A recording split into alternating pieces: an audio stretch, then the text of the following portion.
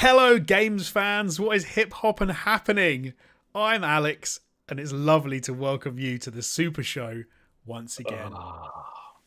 You do it on purpose. You're doing it on purpose. I did. That was good. You cringed super hard, and I appreciate that. I think that might become my new favorite thing, is to like try and say the most cringe-inducing things that make you just want to shrivel up.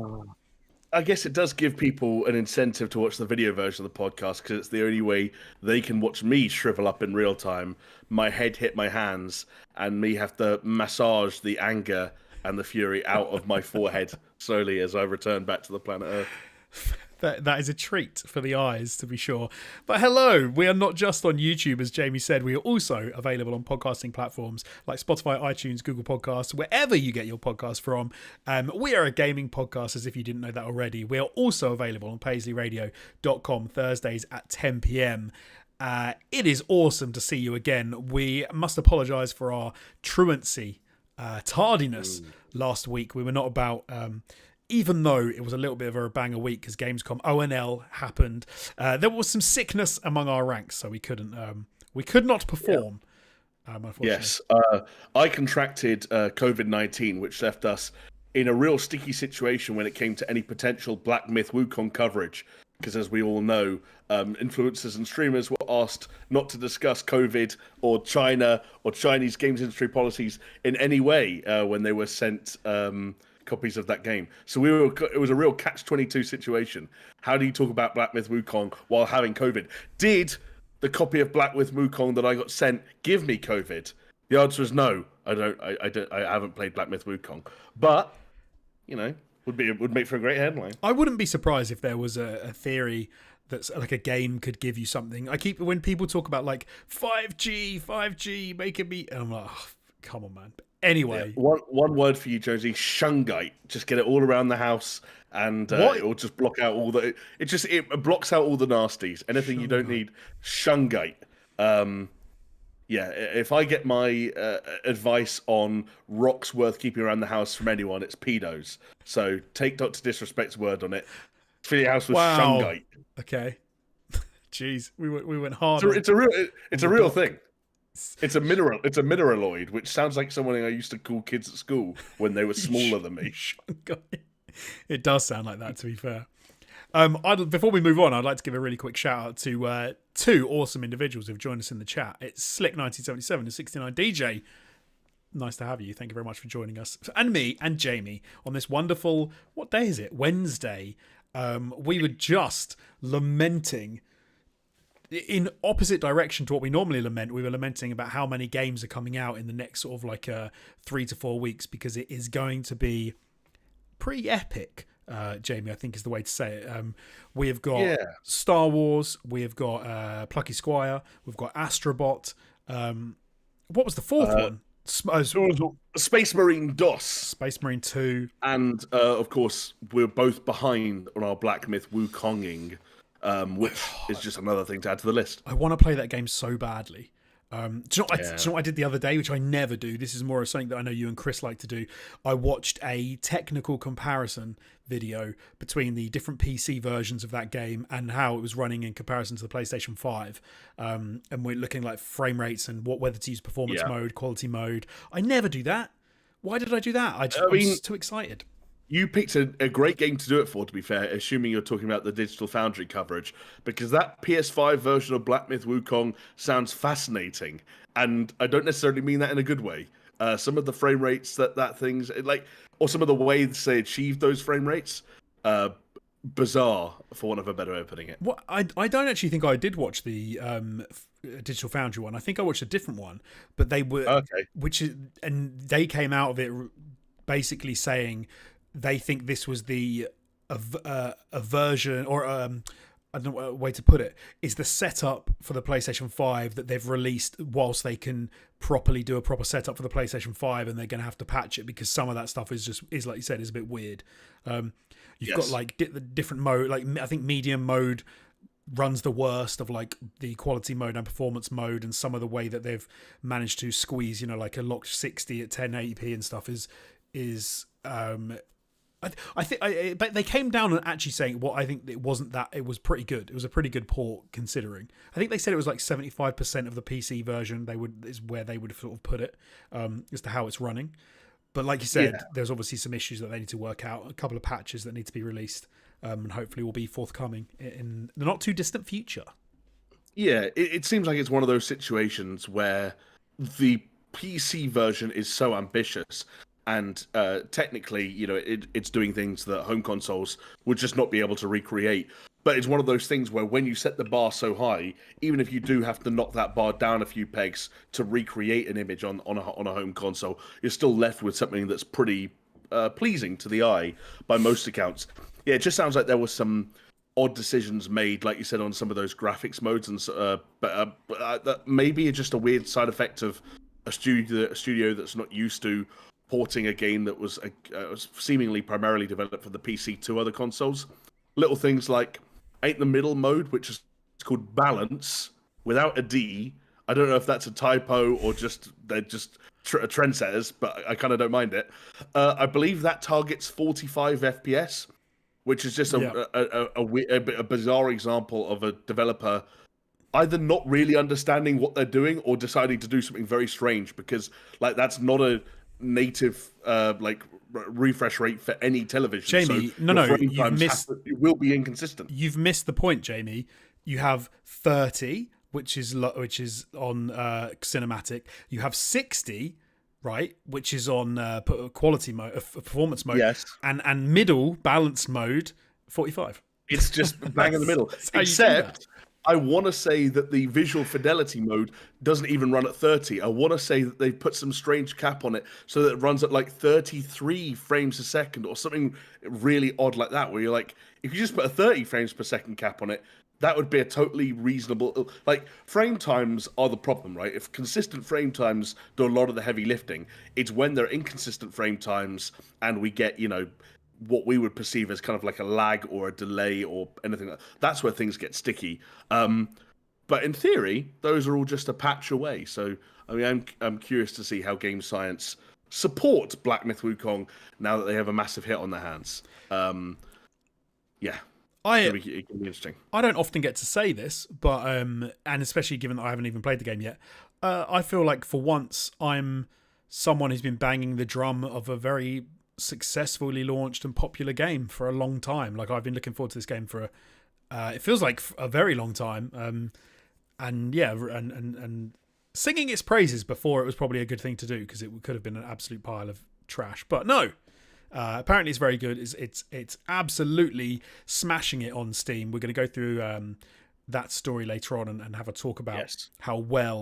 But Jonesy, I do need to remind you up front, as you're talking about it later on the show, do not insult other influencers or players. Do not use any offensive language or humor. Do not include politics, violence, nudity, feminist propaganda, fetishization, and other content that instigates negative discourse. And also, we must remember to not use trigger words such as quarantine, isolation, or the one we've already fucked up with, COVID-19. Can we try and do all of that when we talk about Black Myth Wukong later? Can we attempt to try and get every single one of those things in? Yeah. Absolutely. Nice. The last thing we need to do is we need to find a way to discuss content related to China's games industry policies, opinions, and news, etc. Decent. Let's have a bash. We'll have a bash at trying to break every single one of those rules, because I'm looking forward to hearing which influencer you decide to insult. There's some easy ones, but yeah, we'll see where we're at. We're also going to be talking about Concord, unfortunately, for not the same reasons we're talking about Black Myth Wukong. We'll also be touching on Deadlock finally being officially somewhat announced by Valve, and we will be talking about Nintendo, Nintendo's little showcase. But first and foremost, we need to talk about Gamescom's opening night live, because we missed it last week. When we want to talk about it, we both watched it, I believe. Actually, I didn't watch it on the day. I did not watch it live. I ended up watching most of it on Wednesday and a little bit on Thursday. But you watched it on the night, I believe, because the texts were coming, the WhatsApps that were coming through thick and fast as reveals were going off. So I was ignoring you as much as I could as you and Chris were discussing things, so as not to spoil things for myself. Generally, let's get your general feeling for ONL at this point. I thought it was fine. ONL is never usually the showstopper. often kind of exist a little bit in the shadow of Summer Game Fest, and you end up with a weird situation where everyone who wants to say something big in the summer says something during SGF.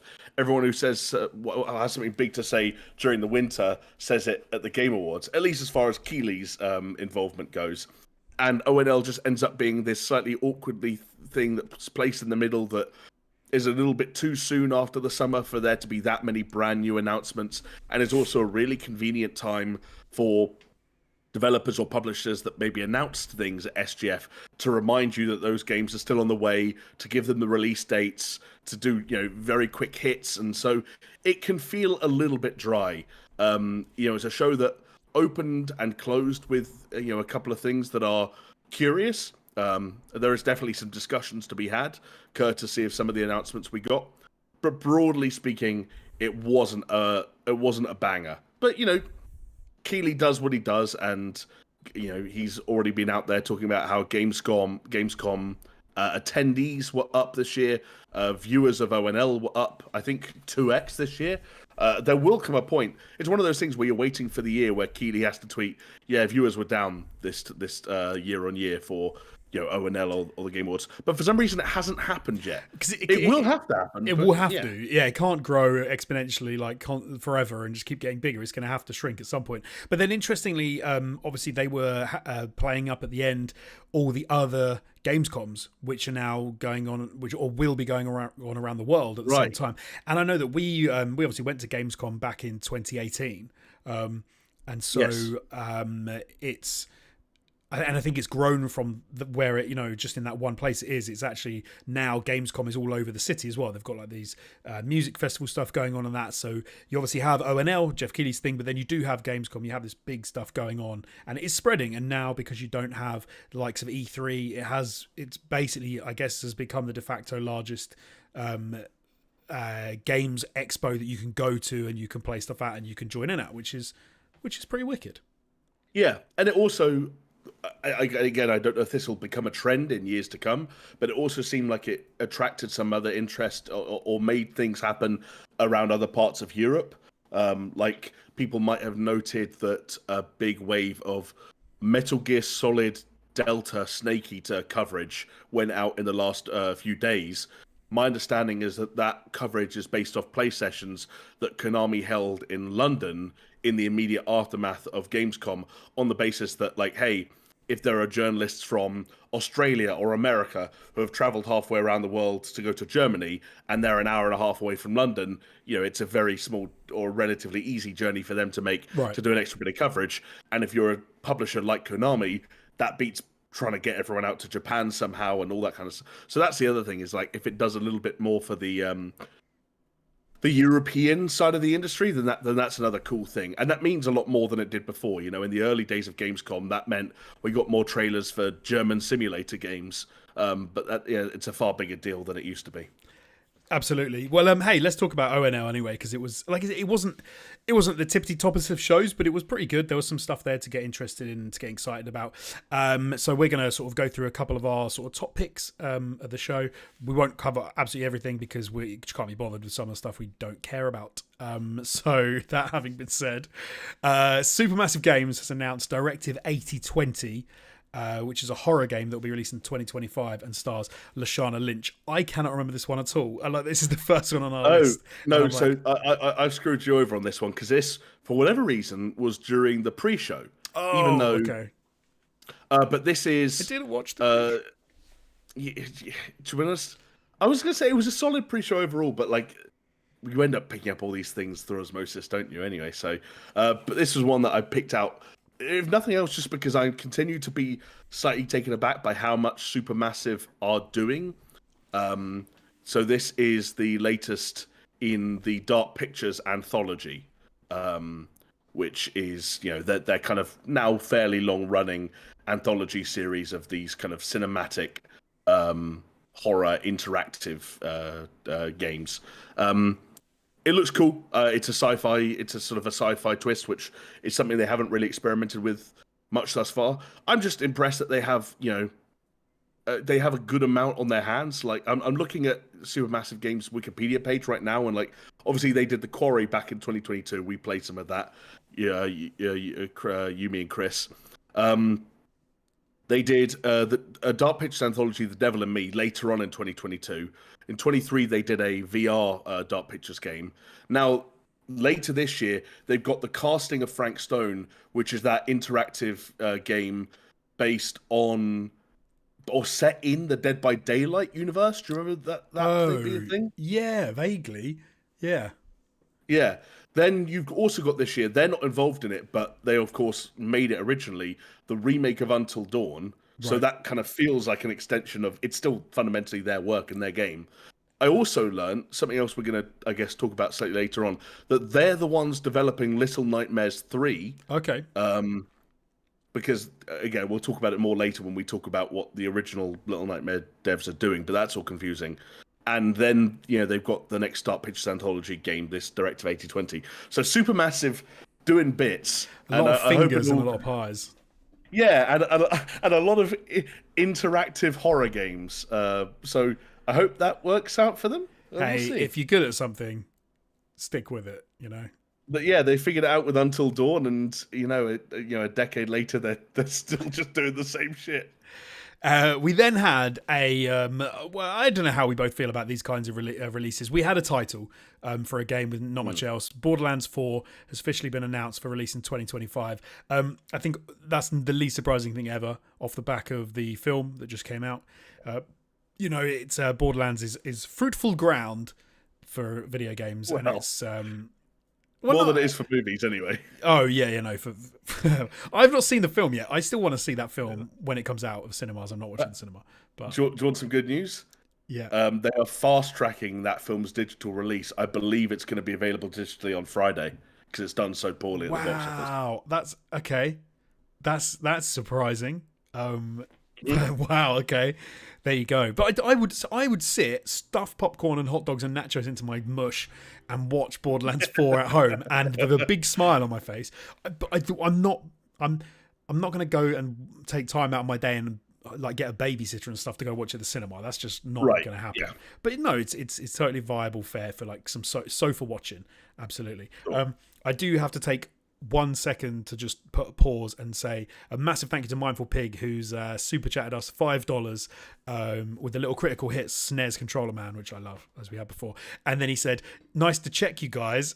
Wow, how high am I? Nice to see you guys. It's nice to see you too, Mindful Pig. Thank you for stopping by. Nice to see you. Yeah, good to have you. Yeah. But so Borderlands 4. I love the idea of loving Borderlands, but I like the world. I just can't seem to ever finish those games. I don't know why, but I don't think you're on your own there either.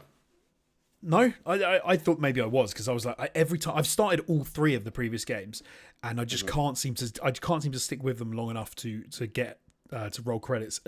Blimey, I usually can barely get past halfway, let alone roll credits, if I'm being completely honest. Right. But I like Borderlands as a property. I'm excited to see another game in that coming out. It's 2025. The fact they've only given us a title, I'll let them off. At least it's not like 2027 and then only a title, because that would suck. Yeah. And again, I'm trying to say this without it sounding like it's an insult. I don't mean this in a nasty way, but we've seen how much, and in some cases how little, the Borderlands games have evolved over time. There was a big gap between 2 and 3. And I think one thing we can safely say about Borderlands 4 is, unless they're doing something like otherworldly, something that we just can't possibly envision at the moment, Borderlands games are makeable. They're achievable. And so, something like Borderlands 4 potentially launching, let's say, fall of 2025, like a year and a bit away, sounds totally believable. Yeah. But at the same time, that's kind of what irks me, is that I had problems with Borderlands 3, where I did finish it in the end, but I struggled through maybe the back half of it, but partly because I didn't really care for the story, and a lot of the writing and that game's sense of humor rubbed me up the wrong way. But also because the more I played Borderlands 3, the more I realized that a lot of the changes that they had made, a lot of the ways that I had sort of like rejuvenated that series, actually didn't mean a lot. They didn't add anything to it wasn't a case of style over substance, but it was like something that actually felt frustratingly familiar after kind of like the new game shine had worn off. Right. And I do worry that Borderlands 4 might suffer the same fate. The only thing that maybe is going for it is that since Borderlands 3, we have obviously had Tiny Tina's Wonderlands, which was in some respects actually that felt fresher than Borderlands 3 did to me when it was all said and done. But part of that was because of the setting and the D&D element, the voice cast, and some of the other ideas that were introduced, like the magic, the theme that was applied to all the kind of the weaponry and the cosmetics. That stuff won't be present in Borderlands 4. So I just hope they have ideas. I hope this is a Borderlands 4 that is born out of, we really want to do X, Y, and Z with Borderlands, as opposed to, let's make a new Borderlands because what else would we do? We're Gearbox. Then I'm completely with you. Like for me, I think the reason I can never sort of get to the end of a Borderlands game is because I really enjoy some of that world building and the story and the ideas they have behind it. But when I'm in the grind of like the busy work of that open world, or going from place to place, going through those gates, riding around in the cars, killing the dog things, I'm just like, it just makes me, there's nothing that makes me want to see if I want to stick with it and keep fighting other little ragey midgets and giant brutish guys and level up my characters. It's almost like just a sandbox for leveling up and playing with different guns. And I get to the point where I'm kind of like, I think I'm kind of done with that. Like the story is never enough to keep me in there. The variation of the endless variation of weapons is not enough to, like, I don't really care. Like I get to the point where I'm just like, oh, this is a this gun made by this people with this enhancement. Like it doesn't really do anything for me in the end. Ironically, it's kind of stupid, but I always go back to like games of old where you'd get one new weapon like in every 2 hours, and you'd only have 5 for the whole game, and everyone was impactful. But then Borderlands went the other way, and they're like, it's a game which should be fun because of the amount of stuff it gives you, and I just kind of end up. Do you know what it's like? It's like going to an all-you-can-eat buffet. Borderlands for me, and in the end, someone says, "Do you want to go back to the buffet?" And I'm like, not really. Can we go to a steak restaurant where they only offer steak and burger? Right, exactly. Yeah, I want to sit down at a table and not even be asked what I want to eat, just be given it. Yeah, something much more curated. So I feel if they can bring some of their wackiness and their world building and all that, which is really cool, and make it feel more curated, but without losing that open world vibe, obviously. I think, for me anyway. But then, hey, I haven't finished their games, so what am I talking about? Maybe their fans would be like, shut up, you're going to ruin Borderlands. But there we go. We'll see. From what I can tell, those games still sell pretty well. So, someone's going to be happy. Absolutely. Plus, when they were sat in that meeting room and there was a whiteboard at the end of the table, and it had 2 things on it. One half of it said Borderlands 4, and the other half of it said Battleborn 2. It was pretty clear which direction they were going to go. Yes. Next up, we're going to COD Black Ops 6. We got our first look at the campaign and its espionage gameplay. I didn't play Modern Warfare 3. I am pretty excited about Black Ops 6. I don't know why. I don't know how that's come about. I think Black Ops has become more of the thing I look forward to in the COD universe at this point. Yeah. How are you feeling? You're more of a COD guy than I am in general anyway. How are you feeling about it? As a game, or in terms of what we saw specifically at ONL? As I would say... That was a question. Sorry, I thought... specifically ONL. Let's go specifically at ONL, because obviously we've heard and seen this game before ONL, but let's go with what we saw and heard at ONL. No, let's go broad. Let's go broad in general. The goal game. Why would we keep it to just that? In general, like there are reasons to be optimistic about Black Ops 6. Like you mentioned the Black Ops lineage. I wasn't a huge fan of Black Ops Cold War, but it is kind of this. It does stand out as this weird pre-MW2, MW3 thing where, like, the last couple of years have really felt a little bit dicey for Call of Duty, and it's when so much of kind of the negativity around the series has come from, whether it was that immediate follow-up of MW2 with MW3, whether it was that really that really rushed and really short campaign with those big open world levels that then people criticized for reusing assets from other game modes. Again, there's been a lot of negativity around the series, and Treyarch's sub-series within that has just about managed to kind of escape some of that criticism. So I think there is a certain amount of goodwill in Black Ops coming back. There's optimism around the fact that this is, on paper, one of the Call of Duty games that's had, amongst the longest development times in its own right of any title since well, I guess Call of Duty 3 all the way back in the day, and when it went annualized. And a lot of what they're doing in terms of implementing the new movement system, and a lot of the classic thing that we talk about in Call of Duty, where one game pushes something forward and people don't like it, so the next game gets to roll it back and people do like it. So things like the way leveling works, or the way prestige works, or the fact that zombies is round based. Call of Duty, you experiment, you get it wrong. The good news is the next game gets to go, round-based zombies is back, and everyone goes, yes, it's just what I always wanted, the thing I've been playing every year. And it's like, yeah, okay, we don't. So long story short, I think there are reasons to be somewhat optimistic around Black Ops 6, especially when compared to the reception of MW3. With regards to what we saw specifically at ONL, I think it looks solid. It did tie into some of what they're promising around like this sort of post-Cold War kind of Gulf War spy thriller.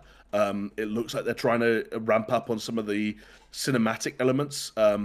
We saw some like almost quick time events taking place. That's relatively new ground for Call of Duty. We saw some things that were reminiscent of some of the stealthier missions, ironically, in the previous Black Ops Cold War. Someone using a camera to take pictures and then to get past these kind of sensors. And then obviously, shit goes tits up, there are explosions, there's a reason to get the guns out, and it becomes, a far more standard Call of Duty level from that point onwards.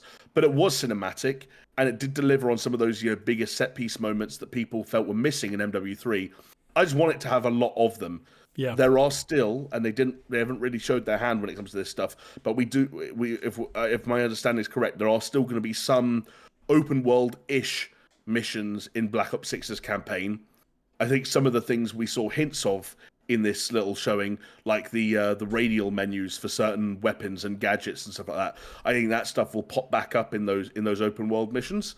I just hope that they're better than MW3's were, and that the more on rails cinematic set PC campaign missions that we saw an example of here are more frequent and all as sort of bombastic and as explosive as this one was. Because one of the things that, again, worries me a little bit is if you go back to the trailer we saw for Black Ops 6 at Xbox's showcase in June, and then look at some of like the crazy shit that was going off, and you'll actually, a lot of that stuff was from the mission we just saw. Like, they're getting a lot of leverage out of this big bike chase at the end, those kind of set pieces. They're using them a lot in a lot of the marketing materials. It might be because they're keeping their cards close to their chest, or it might be because... Yeah, might be for the bad reason that that's all they've got. Yeah, it might be that the rest of the campaign, again, skews more towards MW3's rather sort of mundane and tacked on open world story missions that felt more filler than killer by the end of it. But, I remain optimistic. I think that there's Call of Duty Next, ironically, at the time of recording, was today, and I haven't seen anything of it other than the confirmation that Verdansk is coming back to Warzone in spring of next year, which is cool. But if they nail that Omni movement thing, which for anyone that hasn't seen it, it kind of functions the same way as Max Payne 3 almost, where you can, for example, dive backwards, land on your back, and continue shooting on your back with your legs out in front of you, rather than Call of Duty's traditional way of working, where if you're prone, your head's always at the top and your legs are always kind of flat behind you and you're always on your belly. And now you can sprint sideways and sprint while strafing and do, like, if they nail that stuff, then the multiplayer could feel really fresh this year. Don't really care about zombies, campaign, TBC. So optimistic, but I don't know. Call of Duty fans, notoriously hard to please. And non-Call of Duty fans, even harder to please, because they love shitting on it. So it might still be rough. We'll see. We will see, indeed. Dying Light the Beast was one that I was not expecting and was good to see. I've been terrible these days for finishing games, but I was a fan of Dying Light 2. After that game eventually came out, was nothing like we were expecting. Their relentless sort of development stuff about how this was going to be a brand new sort of game, and you're going to get to change the world you live in. And it was like, oh no, it's a pretty standard Dying Light fare, open world zombie game. They're now releasing Dying Light: The Beast, which is a standalone game inside of that game, which is going to which has been announced, and I think it's going to bring back. Is it? I can't remember his name. The guy from the first game, I believe. I can't remember. But I think it's probably for the best that we don't remember. No one wants to be the person who remembers the name of the protagonist of Dying Light games. That person's not your friend. Kyle Crane, though. Kyle Crane. I believe, yes, going to bring him back. And we got to see some cool gameplay from this. I think Dying Light always looks interesting to me because of that first-person parkour, zombie smashing stuff that they do anyway. And like I said, Dying Light 2 was very good. And I thoroughly enjoyed it despite having not finished it yet. So no, I think this is cool. I'm glad that they've got more coming out. Techland, isn't it? I'm glad Techland have got more coming out so soon. It was it's nice to see developers who make cool games make more shit. I'm always happy for that without having these giant breaks in between. And I believe Dying Light 2 was only 2 years ago. To see this already, and I don't think it'll be that long that this comes out. Like, we haven't got a release date yet, but I don't know. Next year, do you reckon? Is that punchy? No, I don't think that's punchy. Like, I don't know the sort of lineage of the Beast, whether or not it started as DLC and grew into this, or whether it started as Dying Light 3 and grew backward. I don't know where this came from. I think you're probably right in something DLC based that's then been separated off into its own thing. I think that's probably where it's come from. Well, because I don't know if it was the same for you, but I found the presentation of this really odd. Not the game itself necessarily, but it was like the first half of the trailer, I was sitting there watching like, is this a Predator game? Like, why am I in the trees of this sort of jungle looking over these seemingly quite, advanced military units, and my vision's all weird and blurry. And in the second half of the trailer was like, oh, it's Dying Light. Like, I'm running over rooftops and maybe, there are a few more guns than there might have been otherwise. And then Geoff came back on stage and was like, it's set in a new open world zone with 20 hours of gameplay. And I'm like, what a weird way to describe a new game. So there's something about this that, like you said, feels born from the embers of something else. And that makes me believe it could come out pretty soon. Yeah, because I'd say, so that even to describe, like, they are describing it as a standalone game, and you're like, oh, okay, so this is DLC, but it's been spun out, and it's going to live in that same world, but it's been. But no, you're right, and I think it was a little odd, but then I kind of got. They obviously Dying Light always plays around with that element of what powers, what can you unlock from the zombie side, and obviously they've gone, now you are the Beast, and you're fighting these like ludicrously roided out sort of other zombies. But no, it was a bit odd. And the way they framed it was a bit odd, but I'm still enjoying it. I'm still liking it. I'm hoping it's a bit of a banger. Maybe I'll even finish Dying Light 2 by the time Dying Light: The Beast comes out, and then I can really get my teeth into it. But we never know. You got to finish Borderlands 3 first. I've got to finish. Do you know what? If I had to finish everything, I'm doing it now. I'm going back and trying to finish a load of stuff, and it's taking time. But I'm gonna do it. I'm feeling good about it. That's why I didn't buy Black Myth Wukongs, because I've got so much stuff to finish. I can't start something else. You're being patient. You're being disciplined. I love it. I'm struggling. Original Little Nightmares studio Tarsier reveals it has got a new game called Reanimal, which sounds kind of terrifying. It is a co-op horror journey through hell, which looked very much in line with Tarsier and what they like to do and how spooky and scary they like to make things. What was your take? Yeah, very much the same. Looked really creepy and unsettling. Very good use of farm animals, which I always love in my trailers. Unless you're talking about Goat Simulator, in which case I'm slightly less keen on it. No, I'm being harsh. That Goat Simulator trailer was funny. It was a fun trailer. It was fun. Yeah, it was a funny trailer. A totally unnecessary game, but to acknowledge that in its marketing, I'll give them a pass. I guess I'm just fascinated because I had completely, not even forgotten. I was just straight up unaware of kind of like the lineage of Little Nightmares and what was going on with that series. I believe it's something to do with the fact that Tarsier got bought and are now they were part of the whole Embracer Group bullshit. They're obviously still alive and still going. But I think as a result of that, they never had the rights to Little Nightmares. Right. I think Bandai Namco retained the rights, so which is why Supermassive, as we talked about earlier, are making Little Nightmares 3. So it is fascinating to have Little Nightmares 3 and the new game from the team behind Little Nightmares 1 and 2 being, like, in the case of ONL, both having trailers in the same show. And I actually think Reanimal looks better. Okay. That's my hot take for the day. Is I'm more interested in what the Little Nightmares team are doing next than the next Little Nightmares. I think that's always a danger, because when you take a studio who have made a game and who created that, and then you give that game to another studio, what you invariably end up doing is to say to them, look at Little Nightmares 1, look at Little Nightmares 2, and then make a third. But then obviously the team who made the original, they have all that creativity, you'd imagine, still within their ranks. So to then say to them, make a game, and then they're going to iterate on where they were before, and they're going to make something, which is the natural progression, even if it can't have the actual IP and it can't use the same characters and things. So I'm with you. Like, I think that's a super interesting way for that to go down, and especially for them both to be the same show is very interesting. Yes, agreed. But let's see. I can't wait to see them go head to head. Which will happen. Which, unfortunately, that does require Little Nightmares 3 to actually come out to stop being delayed. So we may never get that eventuality, but fingers crossed. Maybe not.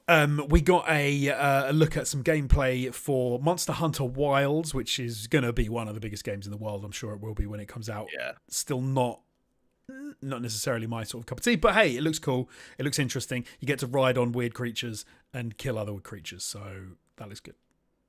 They showed the meat, Jonesy. It's the thing that you don't know enough of on this podcast. They showed the meat.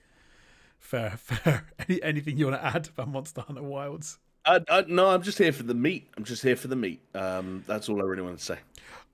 So we then also got to see some Civ 7, which was our first look. Every time I see Civ games, I always want to play them. I'm like, that looks so cool. But at the same time, there's just too much. It's just too much. Too much going on. Too much happening. Yeah. Don't know if I'd. For me, it's sometimes not even that there's too much going on, that there's too much happening. It's that there's a lot going on and there's a lot happening for too long a period of time. And right. I think the thing that is interesting to me about Civ 7 is, and unfortunately this is an example of me like reading a headline or seeing a tweet and then doing no further research whatsoever. But I have seen a quote that said words to the effect of, the biggest problem we want to solve with Civ 7 is that people don't complete their Civ games or their campaigns or whatever, and we want to address that. I don't know how they're going to do that, because there are ways that, that we as individuals could make our own Civ campaigns more attainable or more achievable. We could reduce the size of the maps or the number of, teams and leaders, in any or Civs in any one game, or we could increase the turn. There's things that you can do to make it, but I never do that. Every time I start a new Civ game, I'm like, no, I want the whole world on a 1-to-1 scale, and I'm gonna take over Africa, hexagon or whatever shape that is by hexagon. So I'm curious to see how they circumvent idiots like me wanting to make the biggest campaigns possible and then abandoning them 2 hours later because I'm like, I haven't developed a nuke yet. What's going on? I'm exactly the same. I'm still a caveman. I've been playing for 2 hours. I start so many new games. I was like, that one was boring, to start again. That one was boring, to start again. Yeah, and I never get to the end. So yeah. I don't know. We're problems that they need to solve. It's not for us to try and figure out. It's for them to figure it out. That's where we're at. Something that I don't think needs figuring out, because I think it looks sick. Let's just say it. Marvel's Rivals is launching in December, and all heroes, Jamie, will be free. It's the right move. Okay, we're going to talk about Concord later. Obviously, we're going to touch on that and how the issues that's had on launch, and how does seem to be a plethora of this kind of like, team arena shooter game. I think when you put Marvels on that, and like we've talked about Marvel's Rivals before, and it was just a reskin of a couple of other games sort of mashed together, I do think this looks like it could be a hell of a thing. And it's got the chops when it comes to the IP and the characters. Yep. And at the moment they're saying the right things, I think. Yeah, no, I agree. Like, all the ingredients fundamentally are there. The game itself is fun. from the time I've had with it. It is pretty unashamed in terms of what its influences are and what it's borrowing ideas from. It is Overwatch up the arse. It is more Overwatch than Overwatch. But again, if you're kind of on the nose about that, if you feel no shame in being what you are, then it's almost like more power to you. If Overwatch aren't doing it for even Overwatch fans right now, then go out there and eat their lunch. And one of the biggest ways of doing that is by borrowing from an IP or a franchise, whatever you want to call it, a comic book empire that is familiar to everyone, so that every single ONL and Game Awards and SGF from now until the end of time, you can put out another trailer and another super recognizable character is going to join the fight, and they're going to be free.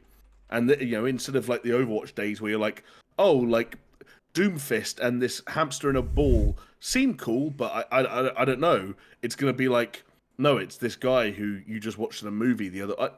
There's going to be a huge appeal to to that for some people, and that was evidenced in this trailer, right? Where they've had all the positive press and goodwill that they've had so far, and they were still able to come out and be like, oh yeah, here's a trailer about Captain America and the Winter Soldier joining the battle, and people are immediately like, oh, I know who those two dudes are.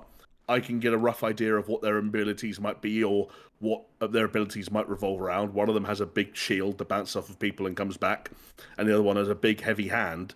And it kind of just builds from there. It's sort of a natural formula for, put it this way, a bigger out of the gate success story than Concord, if nothing else. That's my coldest take of the week.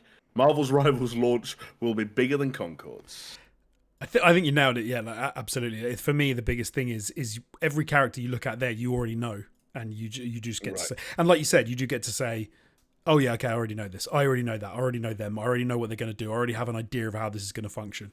And like when you look at how big Overwatch used to be, I think you're absolutely right. If they're not doing it, if they're not scratching that itch anymore, if Overwatch 2 isn't doing that for people, something else will.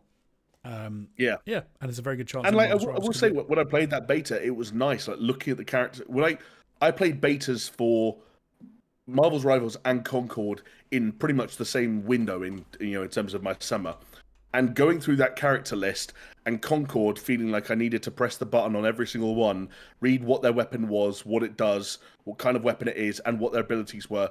Whereas with Marvel, it's like, yes, I wanted to know the ins and outs of it, and I wouldn't have necessarily known that the Punisher had a turret that turned them into basically Bastion, or had this, that, the other. But fundamentally, when I was hovering over the Punisher, I was like, oh, this is a dude with a gun. If I want my Soldier 76 experience, I'm going to be this guy. Right. And I didn't know how Spider-Man was going to control necessarily, but I know that this is Spider-Man. There's going to be a swinging component. There are going to be web components. There's going to be a melee component. Whereas Concord was this blank slate that I was like, I don't mean to dunk on the game, but there were characters that I played as during the Concord beta that if you put them in front of me now, I wouldn't be able to tell you what their abilities were. I'd have forgotten. And I don't know. We talked about it at the time about that classic TF2 thing about character silhouettes and recognizability, and kind of the link between what a character looks like, what it feels like, the role it feels like a character should play, the role that character does play based on their abilities, how intuitive those abilities are to suss out, to use, and very importantly, to identify when an opponent is using them and how you can counter them. Those are all, really important things to have a good shorthand for. And I think Marvel Rivals kind of has a head start on that front just because of people's familiarity with that world. Yes. No. Absolutely. Couldn't agree more. Something I'm not maybe personally as looking forward to and think is going to be right on my street as much, but hey, a lot of people will. It's Monument Valley 3, which is officially coming to Netflix in December of this year. I don't know why I didn't find this as obvious as it was. Netflix are going to be the people to take gaming off of console and off of PC and just have it streaming, and that's going to be what's going to happen. Exactly like they did with video and DVD. But you don't even now it's not even streaming. But it will be. They started with sending you the discs in the post, and everyone thought they were crazy, and now look at them. You're not wrong. I'm not wrong. I don't know. I, I'm going to plead the fifth on that one, partly because I don't think that's happening anytime soon, and also partly because I wasn't prepared for the thought experiment of Netflix being the ones to usher in our when they're not doing it. all, our all digital, all streaming future. Yeah, when even at the moment, all they're really doing is adding like a weird app-based paywall between you and what is functionally another app on the App Store. I just keep seeing their name at these shows now. Another game comes to Netflix. Another game comes to Netflix. I'm like, it's going to happen. It's going to happen. And but every game comes. Okay, yeah, sure. I'm not going to. 5 years. No, I'm joking. It's a conversation for another time. I will play Monument Valley 3. Monument Valley 1 and 2 were extremely good. Big fan of Us 2 games and everything they do here in London. Weirdly enough, and I just think that, like, Monument Valley's, unique kind of like interesting perspective-based puzzle solving is, an itch that is rarely ever completely scratched. So I'm always down for more. Yes, fair. I have a question about the next game we're going to talk about, Starfield Shattered Space DLC. The story expansion, which it launches next month, launches in September, is it going to be the thing which turns the tide for Starfield, Jamie? No, not at all. I think if anything is going to turn the tide for Starfield will have to do it. It'll have to do it in, I'm not going to say in No Man's Sky-esque fashion. I think that's a little bit too... Yeah, because I think that's a little bit too... Like, it's a very different game that is working from a very different place on a very different timescale.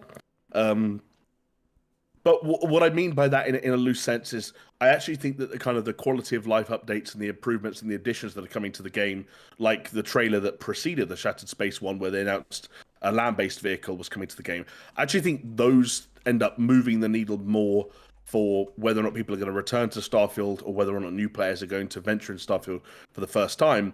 And something like Shattered Space just kind of becomes a bonus for everyone who's already crossed that line. Right. Yeah. I still think that, well, ironically, I won't say why just yet, but we'll talk about Starfield a little bit more later. But yeah, I still just think the game itself has more to do with convincing people to play it rather than any individual piece of DLC.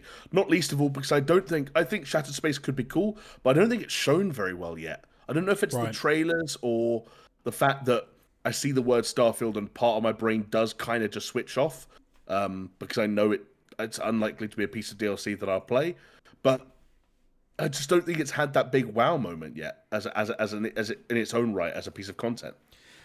It's weird for me because I haven't played any Starfield since I finished the game. Since I rolled credits at the end of the game, I've not gone back and played any more, which I did want to do. I must admit, even I'm looking at this, it looks cool, but it's not something I think that I feel like I'm missing out on particularly. I don't know if I'm just like taking. I don't know if I'm presuming that you have like an affinity or a love for something like Event Horizon and just extrapolating from that. But I would have pegged you down as a bit of a cosmic horror kind of guy. I do like cosmic horror. I do like Event Horizon. I do like Sunshine. Okay. I like Alien. Yep. I like all that stuff. Yep. It's weird because I'm not that big on horror, but there is something about like cosmic horror is I hear you. It's just nice. It's just nice. But not a cosmic horror themed DLC expansion for a game that you actually kind of liked. When it comes to gaming, it's a little different because I find gaming. I do find horror stuff more harder to take in gaming anyway because of the amount of like how much more you feel it, and I don't like being more afraid, which is why I struggle with a game like Dead Space, which I really liked, but at the same time was like, oh, this is horrible. But I like I think you're right. What we've seen as Shattered Space doesn't look great yet, but at the same time, I do think it looks really interesting, and I like that they've gone that way with it. I could be convinced on it. I'm not going to say easily convinced, but I could be convinced on it, and I do want to see more. I'm assuming it's going to be free on Game Pass as Starfield was, but at the same time, it might not be. It might be a paid DLC that you have to actually pay for and download. So I don't know. Yeah, I'm trying to remember with the only frame of reference I've got for this is the Forza Horizon games and things like the Hot Wheels expansions and stuff like that. I can't remember whether that shit was free or whether it was paid for, but I think it might have been paid for.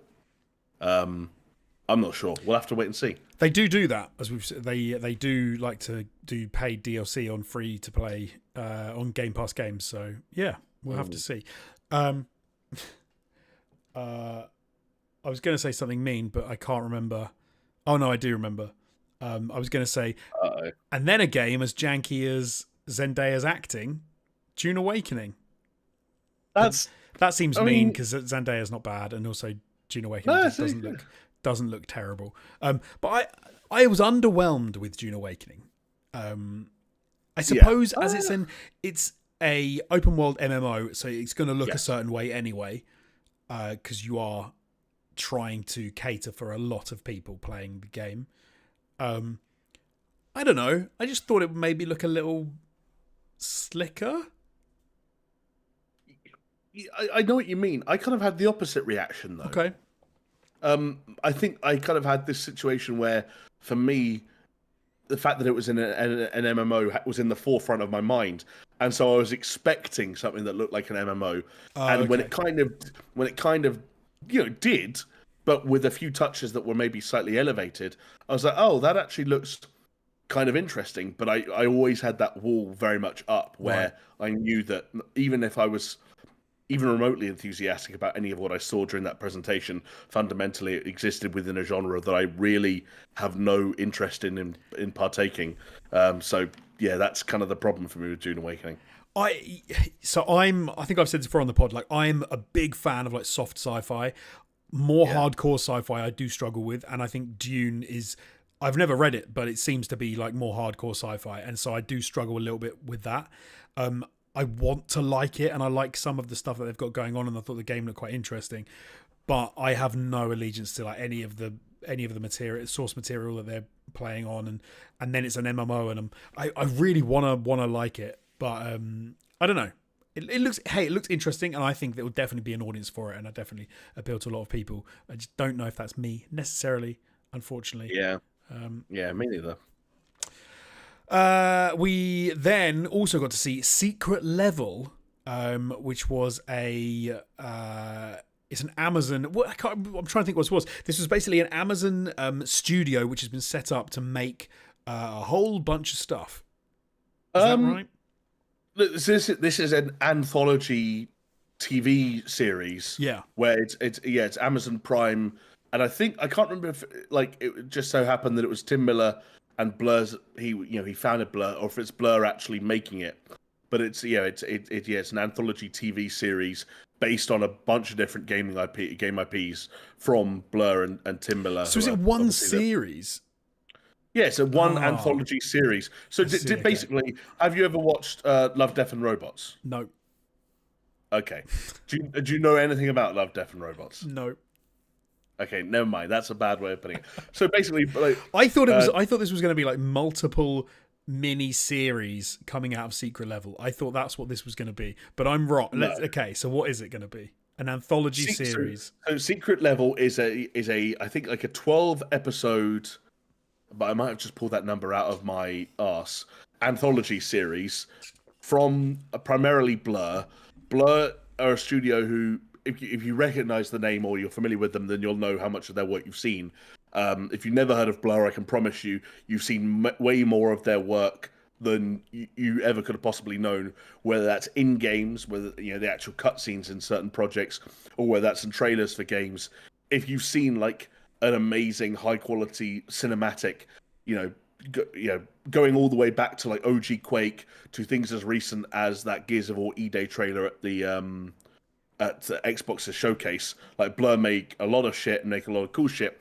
And like Tim Miller said on stage, the kind of pitch was that we make some of the coolest cinematics in the world. Everyone always sees our trailers or our cutscenes and says, why can't I have more of that? So this is that. So they have gone out and they've enlisted the help or I guess the rights to various titles. And they are making, an anthology TV series where, in the same vein as anyone who's seen Love, Death and Robots, which Jonesy is, that's another animation-driven anthology series with Tim Miller and Blur, but also David Fincher's involved in that, and that's on Netflix. So that's on. That's like every series has, every episode is completely different. New animation style, new story, standalone, new create. Everything's completely different. They're basically doing that for video games, and they've got, we saw some Sifu in there. We saw some Mega Man. They got seemingly the rights to a bunch of PlayStation stuff. Like there was some God of War and some Ghost of Tsushima. There's It's been confirmed that Keanu Reeves is going to be a character in an Armored Core episode, so that could be cool. Keanu doing some mech stuff, like random things like Spelunky and Mega Man, which are going to be really interesting to see how they handle those. And Love, Death and Robots has an interesting hit and miss record. Like you sit down to either one of those seasons, and not every episode lands. And I expect this to be somewhat similar, but I just think it's great that something like this exists. And this was actually one of my favorite reveals, things that we saw at ONL of all the games. It was a TV show that actually I liked, and it's 15 standalone short stories. I thought it looked really cool. I thought it was like multiple series, like mini series. I didn't realize it was an anthology series. But no, do you know what? I'm going to have some homework now before next week. I'm going to try and watch some Love, Death and Robots. You had me at David Fincher with that, obviously with Blair as well. But yeah, I'll have to check some of that out ahead of this. Next up, something especially for me and the other VR people out there. Now that I keep rocking the MetaQuest 3. Batman Arkham Shadow, which is going to be exclusively on the MetaQuest 3. We had some gameplay revealed. One thing I thought was super interesting about this, and what immediately my reaction to this was like, how do you move? Like I don't understand. Like the gliding, the zipping to stuff with the your little gun gadget thing totally makes sense.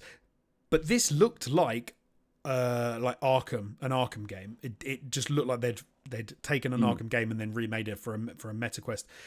But I'm like, but you do a lot of running around in those Arkham games and moving. You do. They had some interesting issues that they seem to have solved. For example, like the little symbols popping over people's heads in the Arkham games. This was utilizing sort of like a directional aspect to those as well. So if someone's off screen and the symbol is you can turn, you can do it. You're spraying like the explosives on the wall and then blowing them up, which is complete straight out of the Arkham games, which was really cool. Like I like some of that. But I'm still like, how do you move, Jamie? I don't want to teleport around as Batman. And what if it's just as simple as like just analog stick, like the one-to-one movement? I think that's the way it's got to be, which pulls you out of the experience a little bit, but I think it probably leaves you in it a lot more than if they try and go, oh, you're going to teleport from place to place, because that does always feel a bit crap. Yeah. But this looked super interesting to me. I like the idea of putting on the cowl and becoming the Caped Crusader, if I can even say that. And yeah, the fact that it is very, very Arkham, I liked.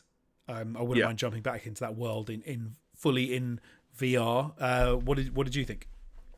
Yeah, I think you hit the nail on the head. Like, I'm really curious to see how this all plays out. But I kind of have even though I don't own a MetaQuest 3, I can't help but have a lot of admiration for their adherence to some of the hallmarks of that Arkham formula. And seeing, Batman up on one of those like golems or whatever they are, gargoyles up in the air, and then going down, landing behind someone, choking them out. You obviously mentioned the combat with the kind of the counter indicators and all that stuff. Seeing them try to come up with VR solutions to those gameplay hooks, as opposed to just saying, oh, let's make like a first-person walking simulator that focuses on the detective elements of Batman and lets people hold up a weird scanning device while they quasi-solve mysteries. Like the fact that they're actually trying to take the combat and the stealth of the Arkham games and make that work in VR. It's a really interesting challenge they've given themselves, and I hope they pull it off for the sake of gamers like you, Jonesy.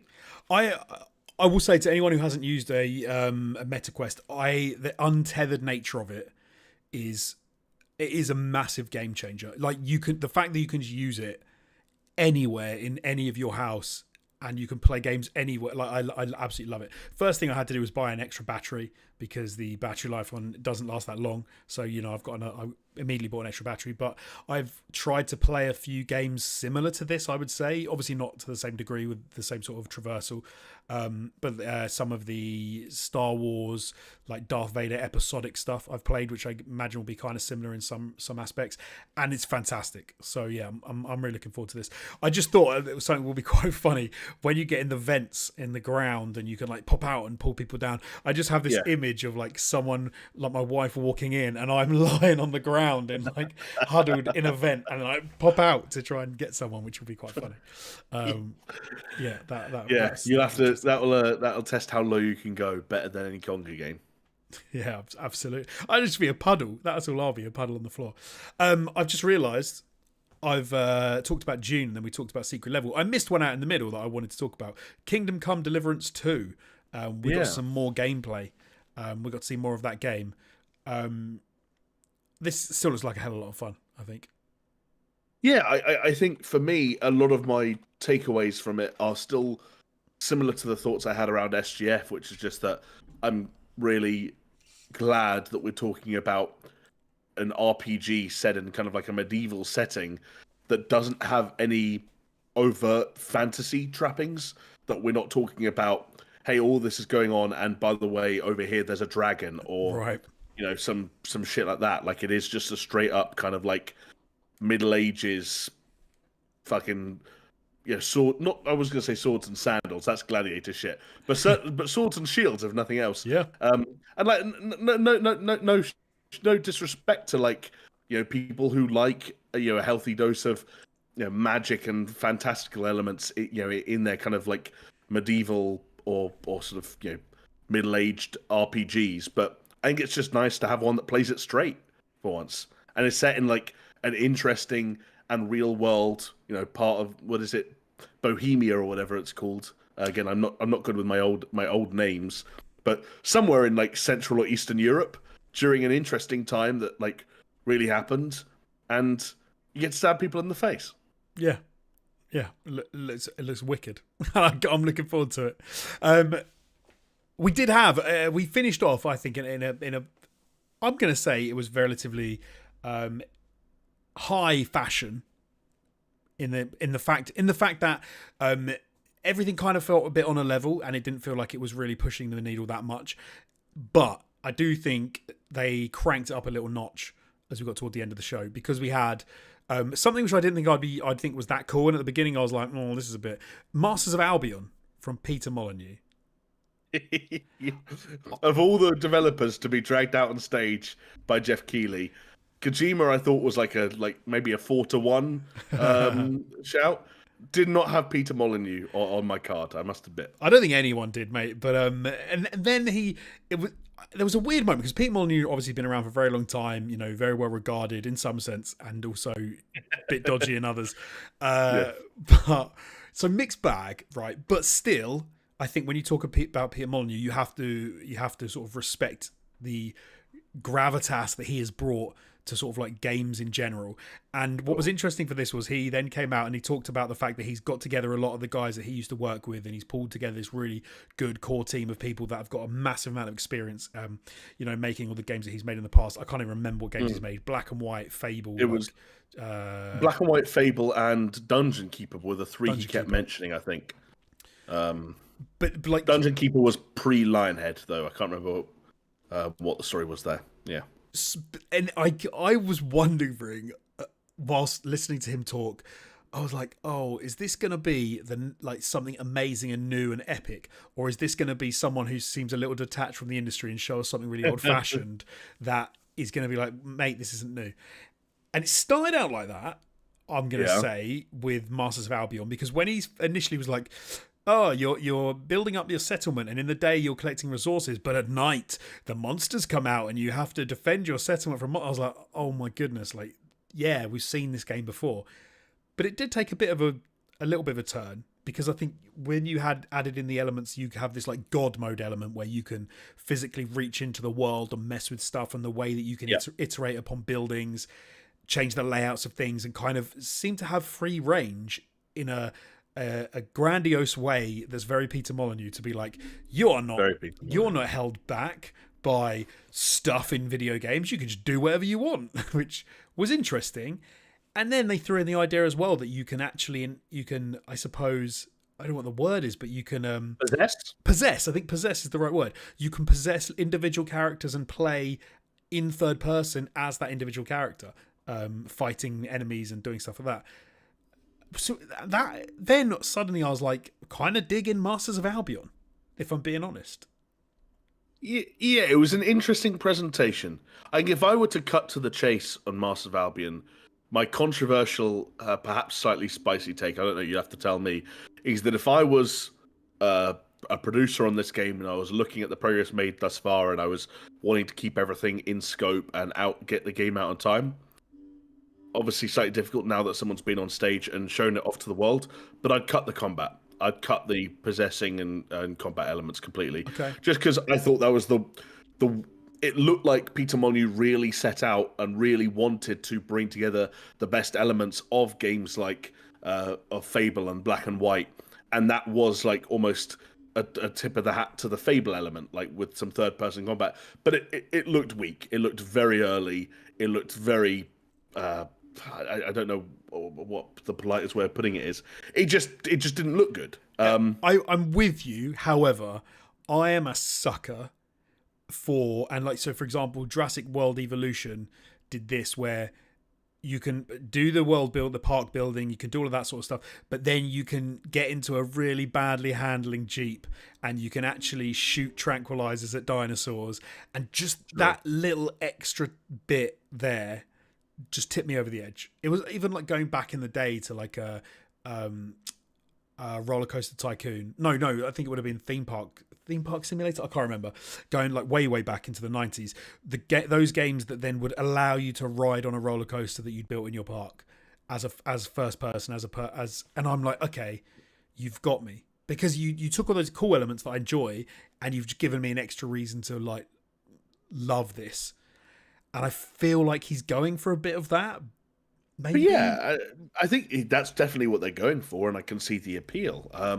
I just think that in terms of the presentation that they just gave the world, not great. It was the weakest component of the formula by far, to the point where I was like, well, I think that's fair. That is very fair. Yeah.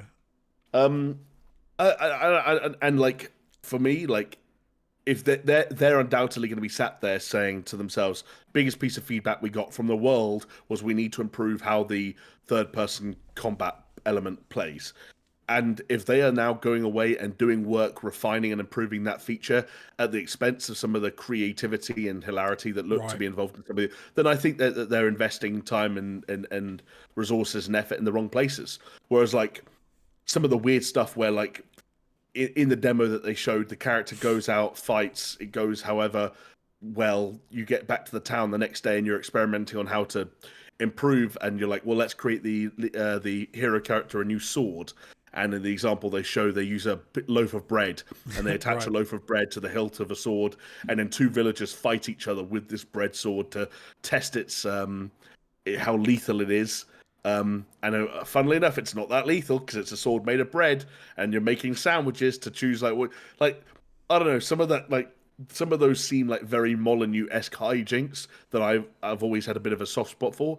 I want more of that stuff, and I want less of a let's try and make a third-person action game inside of our Black and White spiritual successor. I think when you put it like that, I think you make a damn good point. If they spend 1 minute on that combat side to the detriment of the rest of the game, then I'm with you on 100%. Because that's why when I said at the top, where I said if I was a producer on this in charge of controlling scope and development time and budget, I'd cut it. You are right, because I think whenever the sort of combat or the like I talk about Jurassic World Park, where you could Jurassic World Evolution, where you can like drive around in the cars, it feels crap to do it because it is like the controls aren't that great. Everything, you don't need to do it. It's completely superfluous to your game, really. But it's just a nice thing to have. So I think it should be a nice thing to have addition. And if it feels crap, that's fine. You don't have to do it. But if they made it too good, you'd almost be like, well, why does the base building and the resources management side of this game even exist? because the combat's Right. really good. So it'd be two. Yeah. Then you might as well make 2 different games. Yeah. Well, you say that, but you have just reminded me of Cult of the Lamb, which ironically is a game that does both sides really well. It does like the kind of the roguelike combat really well and the base building people management thing really well as well. So it can exist. And like if Masters of Albion is Peter Molyneux's Cult of the Lamb, then I'm all here for it. We'll see how it goes. I'll be interested to track its development, and I kind of don't agree with what you said that like Molyneux is a bizarre and fascinating and rightly controversial character, but he's also been an important figure, certainly in the history of British game development and so on and so forth. So it's cool that he's on the scene, and like he's never done anything that wrong. He's just abandoned some things too early and regularly overpromises. But I think a lot of those overpromises come from him telling the world about. It's like a Sean Murray problem. Like, don't tell the world about the version of your game that exists in your head, because that's not the game that your team can make just yet. Yes, it's funny because when you said that, you made me think of a game that I've been playing a little bit of this week, and they have exactly the same problem. But anyway, oh dear. We have a release date for Indiana Jones. Oh yeah, and I didn't put it in the document. I apologise. That's all right. Do you remember it off the top of your head? No. I did December. It was December, which it's December 9th. 9th. And I don't know, am I overthinking it, Jonesy, when I say that December is usually like December's usually a bit of a graveyard for games because like it depends. I think it depends. Yeah, like usually any holiday games have already come out. Right. So that is quite late. If you can't get your game out in October or November, but still get it out in December, it usually suggests that you needed every single one of those weeks addition of development time to get this thing out. Look, everything they've shown looks great, so I don't mean to be spread any fear at this stage, but it's an interesting one, especially now that Avowed has been delayed into next year, so you don't even have the argument about Xbox spacing out their own first-party titles. It's an interesting one. I don't know. The more I see of this game, the less sure you get. Yeah, not that I'm unsure, but I think less sure is right. Like, interesting. I think it may be more Indiana Jones 4 and 5 than 1, 2, or 3. Damn. But I have no idea. I'm sure it's Machine Games, isn't it? Yeah, it is. I'm not sure they do a great job, but let's hope that they do a great job. It looks like it does look good, and it looks like there's so much stuff they've nailed. One thing I will say from this trailer, that kind of I was like, am I misremembering? I swear that Troy Baker did more of an Indiana Jones, Harrison Ford Indiana Jones impression in the last trailer, and this one he kind of didn't. In his voiceover, he wasn't doing the in indie voice. He was just doing it as Troy Baker. Oh, I thought it was supposed to be like in game. I can't even remember what it said. I think no, because he introduces himself as Troy Baker. Oh, does he? Okay, I watched it late. I did watch it pretty late. You're not going crazy, because Troy Baker's regular voice is like only a few notches away from Troy Baker's Indiana Jones. So there are some points where you're like, are you doing indie right now or not? Right, because I heard it and I was like, was that he wasn't. No, okay, that makes total sense. All right, fair enough. I must have just been going crazy. Yeah, I did watch this kind of super late. By the time I got to this, I think it was, I don't even know, like 2 a.m. or something. I will say, do you know where I watched it? In bed? I watched it in bed on the Meta Quest 3. Oh, don't tell me your wife was asleep next to you. She was asleep next to me. No, it was like 2 o'clock in the morning. That's the most dystopian picture you've ever put in my head. Do you know what it was? I wanted to watch it live, and then I didn't get to watch it live, and I was like grumpy because I wanted to watch it as it went. But then, I think I said to you at the time, because we couldn't record, I'd said I would go out to dinner with my cousin who'd flown over from America and, not Yeah. seen her for like 5 years or something. And so, and suddenly was like literally had it queued up, playing, excited, and then got a phone call to be like, "Are you coming to dinner?" Like from my mum. And I was like, "Oh crap, I am coming to dinner." Yeah, so because I knew I was, but then I thought it was later as well and stuff. I thought it was like 9 o'clock, and it turned out it was like 7:30. So yeah, it was like shit. I didn't realize I didn't have time for this. But anyway, so I thought, how can I cheer myself up? So I watched it on a virtual massive screen that was like a 12-foot by 12-foot screen, 10 feet in front of me, and it was pretty sick. I'm sure it was a great way to watch, this trailer and any other parts of the show, the show that you watched that way. It is just funny to me that a man who is in his own house that has a living room downstairs, he's got a PC, he's got all these consoles, he's got a TV, he's got a phone, you had so many different ways to watch it, and you're like, do you know what? I'm gonna put on a headset and climb into bed next to my sleeping wife. that I don't know why that's funny to me, but it is. The reason I put the VR on was because I thought that there might be a VR like stream of it, and so I was like, right. Let me see if there's 360 kind of thing where you can, if you lean forward, you could see Geoff's shoes up close. Yeah, like maybe there's a VR stream where you could actually have watched it in VR, like you were in the audience. I was like, oh hey, let me see if there's that, and I couldn't find anything. But then I was like, I might as well just watch it in here anyway on YouTube. And so that's what I ended up doing. I think if they get to a point where like more than 4 people own VR headsets, I could see something like that happening. But we're a long way off from that. We need to get off 2 at the moment. Yeah, you and your old one.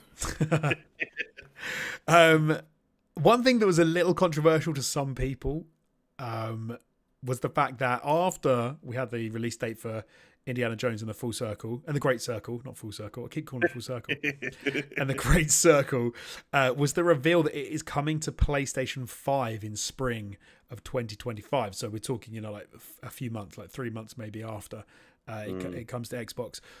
What are your thinkings, musings, considerations about this? Yeah, I was a little bit taken aback. I actually ended up going into the showcase expecting something like this just because there were so many murmurings. Those murmurings were actually incorrectly reported on. I don't know if you saw any of this earlier on that week. Some people expected, I think it was Forza Horizon 5 to get a PlayStation port announced, and there was lots of things, and then some Xbox insiders were coming out saying something is coming to PlayStation sooner rather than later, but it's not Forza. And then, when it became clear that Indy was going to be at the show and get its release date, it was like, oh, I wonder if they do something then. But it wasn't necessarily that I didn't expect Xbox to do it this way. It's that I'm not really sure what they hope to get out of it. Not only is spring 2025 not that far after December 2024, as you pointed out, you're talking about a handful of months or maybe slightly more, depending on when the actual release dates land. But to announce it before the Xbox version is even out there, like, yes, their hands might have been tied. Obviously, there are other partners involved in Indiana Jones because it's a Disney property and all that kind of stuff. It's slightly complicated, and I get that. But this was the last big needle mover for Xbox first party and subsequently Game Pass for the entire year. Even more important now that, as I mentioned, Avowed has been pushed out of this calendar year. So you're looking between now and the end of 2024 and saying, like, what are the big bankers for Xbox and for Game Pass? And it was indie. And like people like you, like everyone I know, like you, me, and Chris, and all of our friends, like we're all sat there saying, I can't not play a Machine Games developed Indiana Jones game, like a big high budget Indiana Jones game. I have to engage with the Xbox platform, the Xbox ecosystem in some way, shape, or form. And now that we know that we don't, and we don't even have to wait that long, I'm just amazed that they didn't at least let this game come out and let it do for Game Pass and for Xbox what it could do for even a month or 2 months. And then, like, because you could come out in February and say Indiana Jones is coming out on PlayStation 5 in 2 months' time. You can do that. I don't know how much pressure Phil Spencer was getting from different places to do it this way round, but just to not give this game a little bit of time to do everything it can do for the Xbox ecosystem was a surprise to me. And clearly a surprise for some people internally at Xbox as well, because we've got Phil Spencer on record as recently as 6 months ago, naming Indiana Jones along with Starfield as one of the 2 games that would not be coming to PlayStation. 6 months late after publicly making that statement, he's had to walk it back. Which I don't think the takeaway from that is that Phil Spencer is a liar or Phil Spencer is untrustworthy. The takeaway from that is that Phil Spencer doesn't call all the shots. Right. And the people that do are not as in the public eye or as candid and as open with their their player base as Phil is, because they're executives at Microsoft and beyond. And that paints a really interesting picture for Xbox first party going forward. I'm kind of torn. In some respects, I agree with you that they didn't need to announce this now, and they could have waited. Although I kind of wonder if waiting until, say, January, let's say it comes out, let's say they're aiming for like an early March release date. If they come out in January and say, and it's coming to PlayStation 5, I don't know if that would have been even worse for some people on Xbox, because they would have been annoyed at how soon that happened, and maybe just ripping the plaster off, getting it done, and early doors is better for them. When it comes to the length of time, I think they maybe even wanted to have it like day and date release on the PlayStation 5, but they felt like they couldn't make that was a step too far, and so they decided to have like a token break. And they're like, do you know what? Let's take a breath. We'll release it on Xbox. You give it 3 months, and then we'll drop it on PlayStation 5, and that'll give people on Xbox the feeling like it's an exclusive that released in 2024 for Xbox and released in 2025 for PlayStation 5. What's interesting is something that you already said, is because it is releasing in a bit of a weird time, that early December 9th, which, like you said, suggests that they need all that extra time to get it ready. So if there's 2 things that are bumping up against each other here, that Machine Games wanted to release it earlier but can't. They need that time, so now they're releasing it as early, or they're releasing it as early as they can, because they have to get it out in 2024. Otherwise, it releases too close to the PlayStation 5 version in 2025, same year. So they don't want to do that. And then you have another weird thing, which is, what if the Xbox version on release date is plagued with issues, bugs, etc., and then and when it comes out on PlayStation 5 3 months later, all that stuff's been ironed out, and you then going to get people saying, well, PlayStation 5 had a much better launch of Indiana Jones.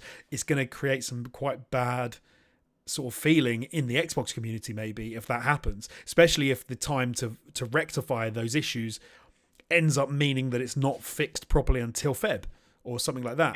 And you're then going to get a weird, situation. Well, that joke about Xbox being the beta testers for PlayStation fans becomes true. Right? Yeah, it absolutely does.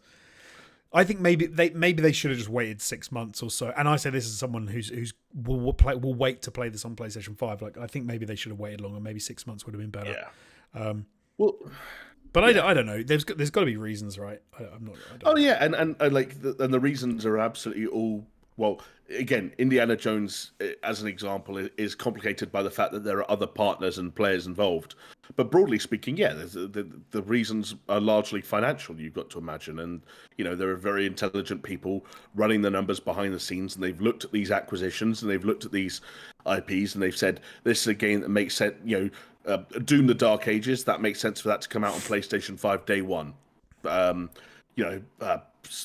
don't know, Fable, that's a game that makes sense to not have on PlayStation, ever, if you can imagine. Like, someone very smart is going to be running the numbers and has sat there back, in a back office and at Microsoft with an abacus and determining, what the right way and wrong way of going about this is.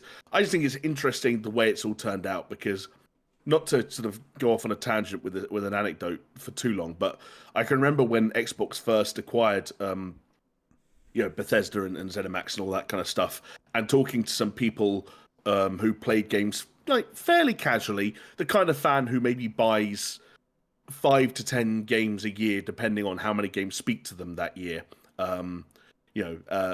and they were asking kind of what it meant, and I was saying at the time, well, you think about Bethesda, that could mean, for example, and we didn't know that we were talking about Starfield at the time, but said the next game, the next Fallout, or the next Elder Scrolls, or the next game like that, that could come out and be an Xbox exclusive. And they were like, what? So like, and we're talking about the kind of fans like Skyrim and Fallout 3 and 4 mean a lot to a lot of people. Those games sold tens of millions of copies.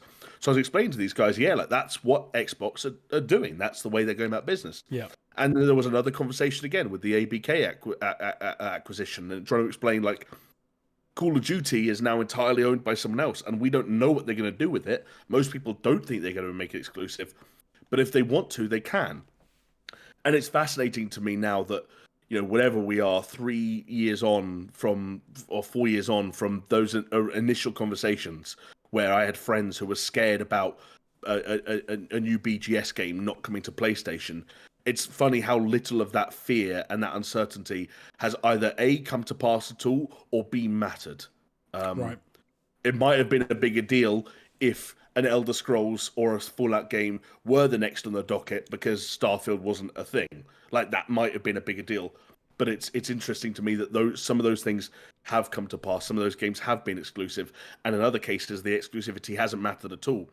If you'd have told me, when those acquisitions were both being drawn up and Xbox seemingly held all the cards, that I'd be sat here at the end of 2024, Starfield's exclusivity hadn't moved the needle at all for Game Pass subscribers, and games like Indiana Jones, were going to be coming to other platforms within months, and other games like Sea of Thieves and Hi-Fi Rush had already come to PlayStation, I'd be like, what the fuck are you talking about? That's not what Xbox are doing. They're doing the opposite of that. And I was wrong. I think, but I guess they were wrong as well in a weird way. But yeah, it's fascinating. I think you could have been right at the time though, but then they've changed tact. Like I think you're right. I don't think Phil Spencer lied 6 months ago. I think genuinely he either didn't know, as you said, he either didn't know, or someone else was making the decisions, or they changed what they were going to do. Do you think that they will be looking too closely at Xbox sales figures for Christmas, hoping that indie ships some more Xbox units, or do you think at this point it's basically irrelevant? Basically irrelevant. Again, if you want Indiana Jones to sell more Xboxes at Christmas, you don't tell the world that Indiana Jones is coming out on the most popular home console outside of the Switch on the market a few months later. But that's not Christmas. You've missed Christmas if your kid wants to play Indiana Jones and they need a console. Most kids are tuned in enough to say that, like, if PlayStation games are only coming to PlayStation, but even half of Xbox games are coming to both, then your decision's made for you. Yes, very true. Yeah. You and me grew up in a time of pure exclusivity, where choosing between a Sony platform, a Microsoft platform, or a Nintendo platform, and in a bygone era, a Sega platform, was a massive decision, because you knew for the next 6 or 7 years you were going to have to really pretend to love everything that came out on your platform, and really pretend you didn't care that much about everything that came out on the other ones. Gears of War, Halo. Exactly. You had to tell the world that Uncharted and Heavy Rain and MGS4 were the best things since sliced bread, and you didn't care at all about Gears and Halo. And I had to do the opposite. I did. And so, yeah, of course, secretly we all cared. And like, that's why when these games get repackaged and remastered, we're like, oh my god, I can finally play blank insert game here from my childhood. I can only assume, and despite how rotted their brains are and how much time they spend on TikTok, that kids these days are tuned in the same ways. And like I said, if there's a console that gets even some of the exclusives or would be exclusives from the other one, then that's the one you get, unless all your friends own an Xbox or something like that. So no, I don't think Xbox have given themselves a right to keep an eye on hardware sales this Christmas. There's the word ceiling has popped up more than once when it comes to Game Pass subscribers. So I don't think that needle's going to move massively either.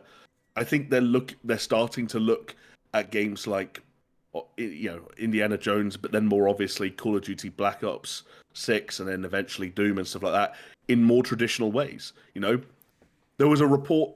Sorry, I know I'm rambling now. But there was a report a week ago, 2 weeks ago, that Sea of Thieves had sold over 1 million units on PlayStation.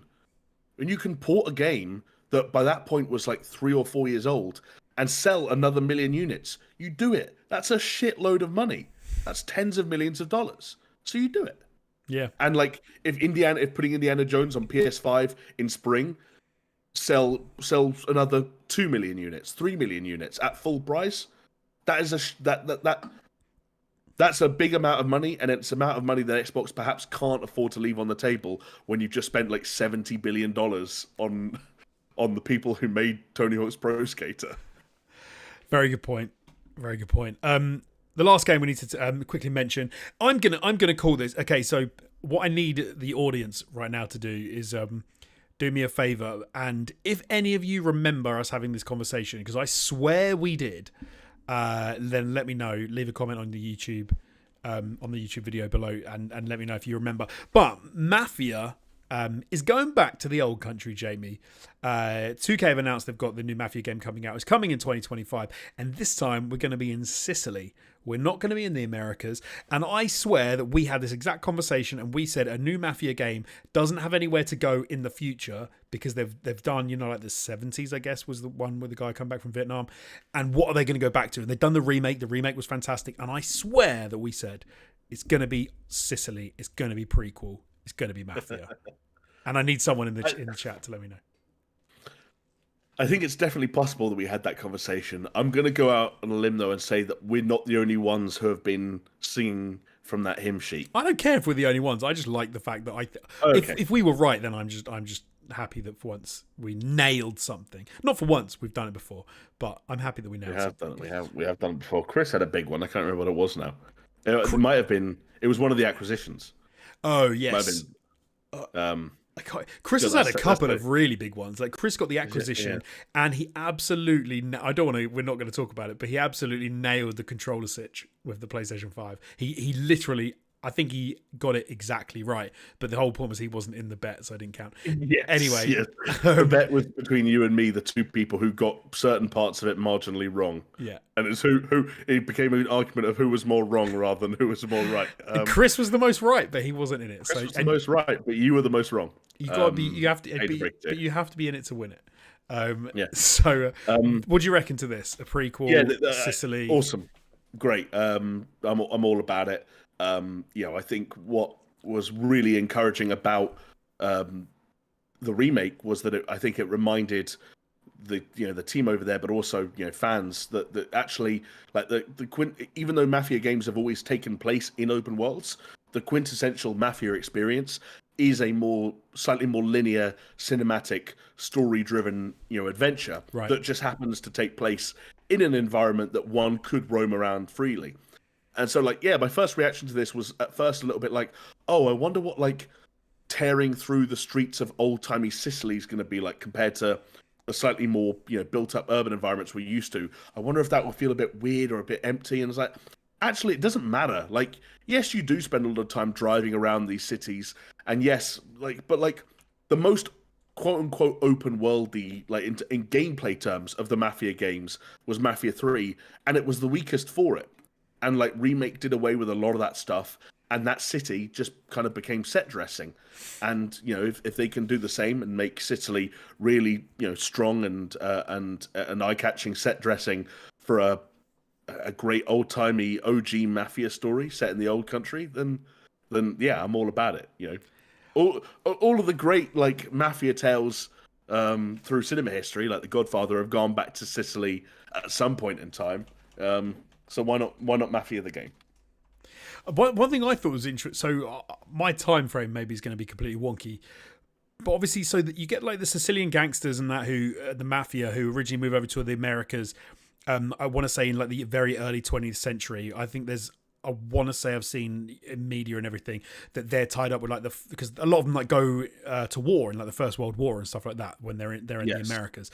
So a prequel to Mafia and the Old Country is going to probably take place at the end of the 1800s, so the 19th century. But that's pre-motor car, right? Right. Am I getting that confused? I Well, would as in cars would have existed, but the idea that they would have been used widely in Sicily at that time, at the end of the 18th century, I think is like a non-existent. So then I'm like, is this going to be horses and horse-drawn carts and like wit stuff like that? This could be a completely different feel to like that kind of American gangster mafia feel. So I think this game could be quite interesting. And I'm totally for it. I think it's going to be super interesting. yeah, you made me think about that in a way that I hadn't before, and I don't have a good answer for you. It's because it's also taps into one of those things that made me realize how sometimes my idea or my awareness of what's going on in different parts of the world at the same time Right. is completely skewed. And I looked up my 2 frames of reference for it because I was like curious. So I looked up The Godfather 2, the early parts of Godfather 2, where Vito is still in Sicily, and is like really young at the happen in 1901. Right. Red Dead Redemption 2 is set in 1899. Right. So there are 2 years between Red Dead Redemption 2 and like the earliest parts of The Godfather, and like Don Vito Corleone was born before the events of Red Dead Redemption 2.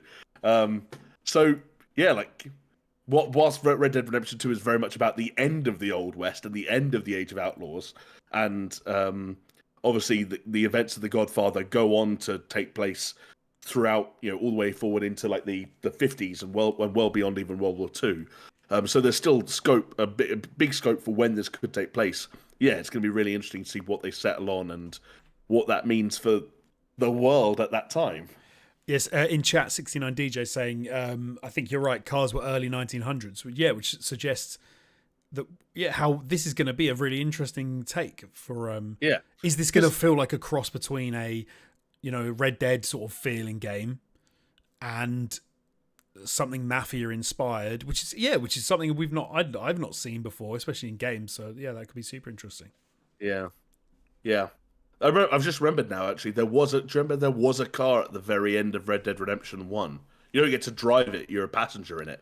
It's like it showed. I don't. It's remember. just like I can't remember well enough to say what mission it was. Which or seems so like that seems like those two things shouldn't cross over. Yeah, but then again, that's because the Red Dead games have always been like part of the stories they're telling have always been, like I said, the end of the Age of Outlaws. The Red Dead games are both in their own way about the Old West, butting heads against the way the world is changing around them, and how set in their ways certain members of certain groups were, and their reluctance to sort of see the writing on the wall with regards to the end of the Wild West.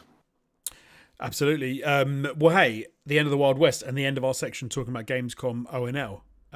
So we're going to talk about a few more stories. But first, before we do that, I would like to take a minute to thank some amazing people who support us week in, week out. I'm, of course, talking about our Patreons who've gone over to patreon.com and they've supported us, whether it's as little as $1 a month and $1 a month to join our Discord server or more to access some of our extra content, or just to keep the lights on and keep us coming back, keep the little train that is the SuperShow Podcast running.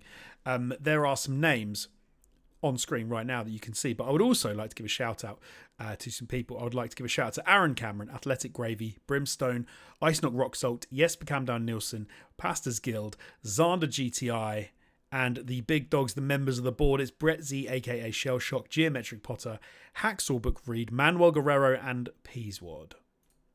Thank you so much, guys. Thank you for supporting our little podcast that keeps me and Jamie coming back, talking about video games week after week. But right now, it's my favourite part of the show, Jamie. Well, I say week after week. Week after fortnight, depending on illness and holidays. It's my favourite part of the show. I want to know what you've been playing, Jamie. Well, I'll keep it brief because I haven't been playing a lot. The only thing that has really happened, and I kind of just want to mention this because it's something that people have been screaming at me. Certain members of the PC community, at least, have been screaming at me about for a very long time, and I haven't really had the means to do it.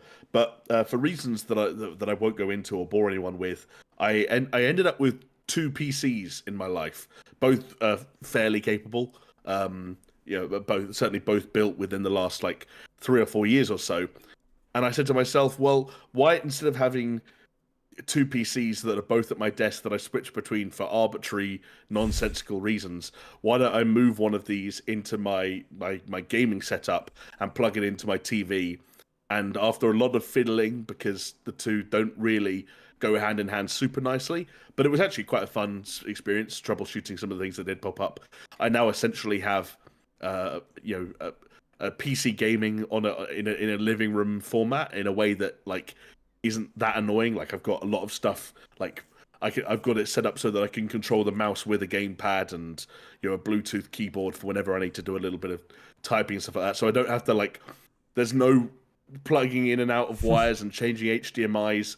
I just I press a button on a controller and the PC wakes up and I don't have to type in a passcode or anything like that. And my TV recognizes it now as a console, so I can turn on my TV's gaming mode and all of that stupid stuff. And yeah, it's been really quite fun.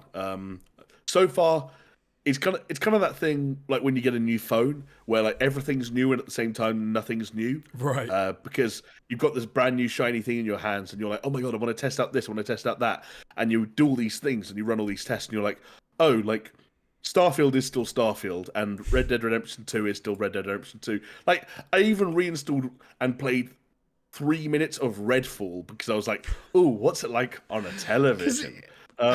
That's kind of funny to me because I'm like, yeah, no, because I know exactly what you mean. It's new, but at the same time, it's like basically exactly the same. Yeah, you get a new phone and you're like, oh my god, this new phone. Yeah. What app shall I do? And you're like, well, the same app you had yesterday, dipshit.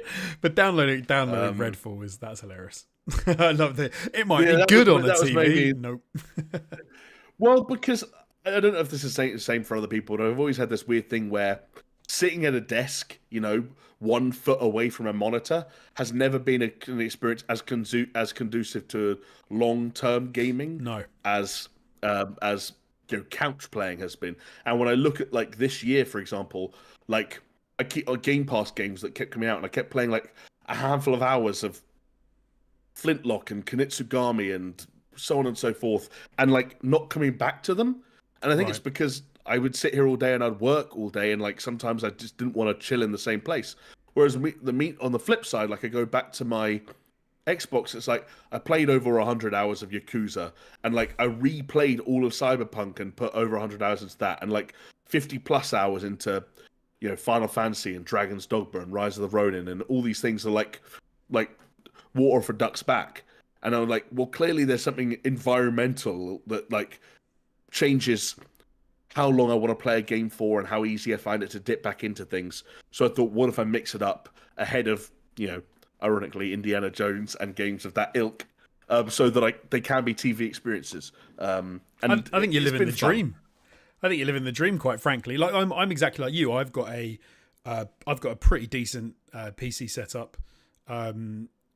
A lot older than 3 to 4 years, but everything in it has been upgraded. So it's actually the only thing that's the same is the box. Everything else inside. Oh, nice. Everything else inside of it is. What graphics card are you on these days? Are you in the 40 series? No, I'm on a 3070 Ti. Okay. So I've not yet made the move into a 40 series.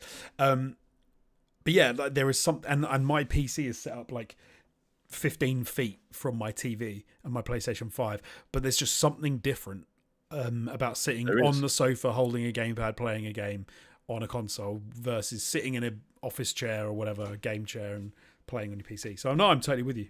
I think that sounds epic. Yeah, I just wanted to say that out loud. So Steph, Chris, any of the number of people that have given me shit for playing something on a PlayStation instead of a PC, even when I've had cutting edge graphics cards, that's for you.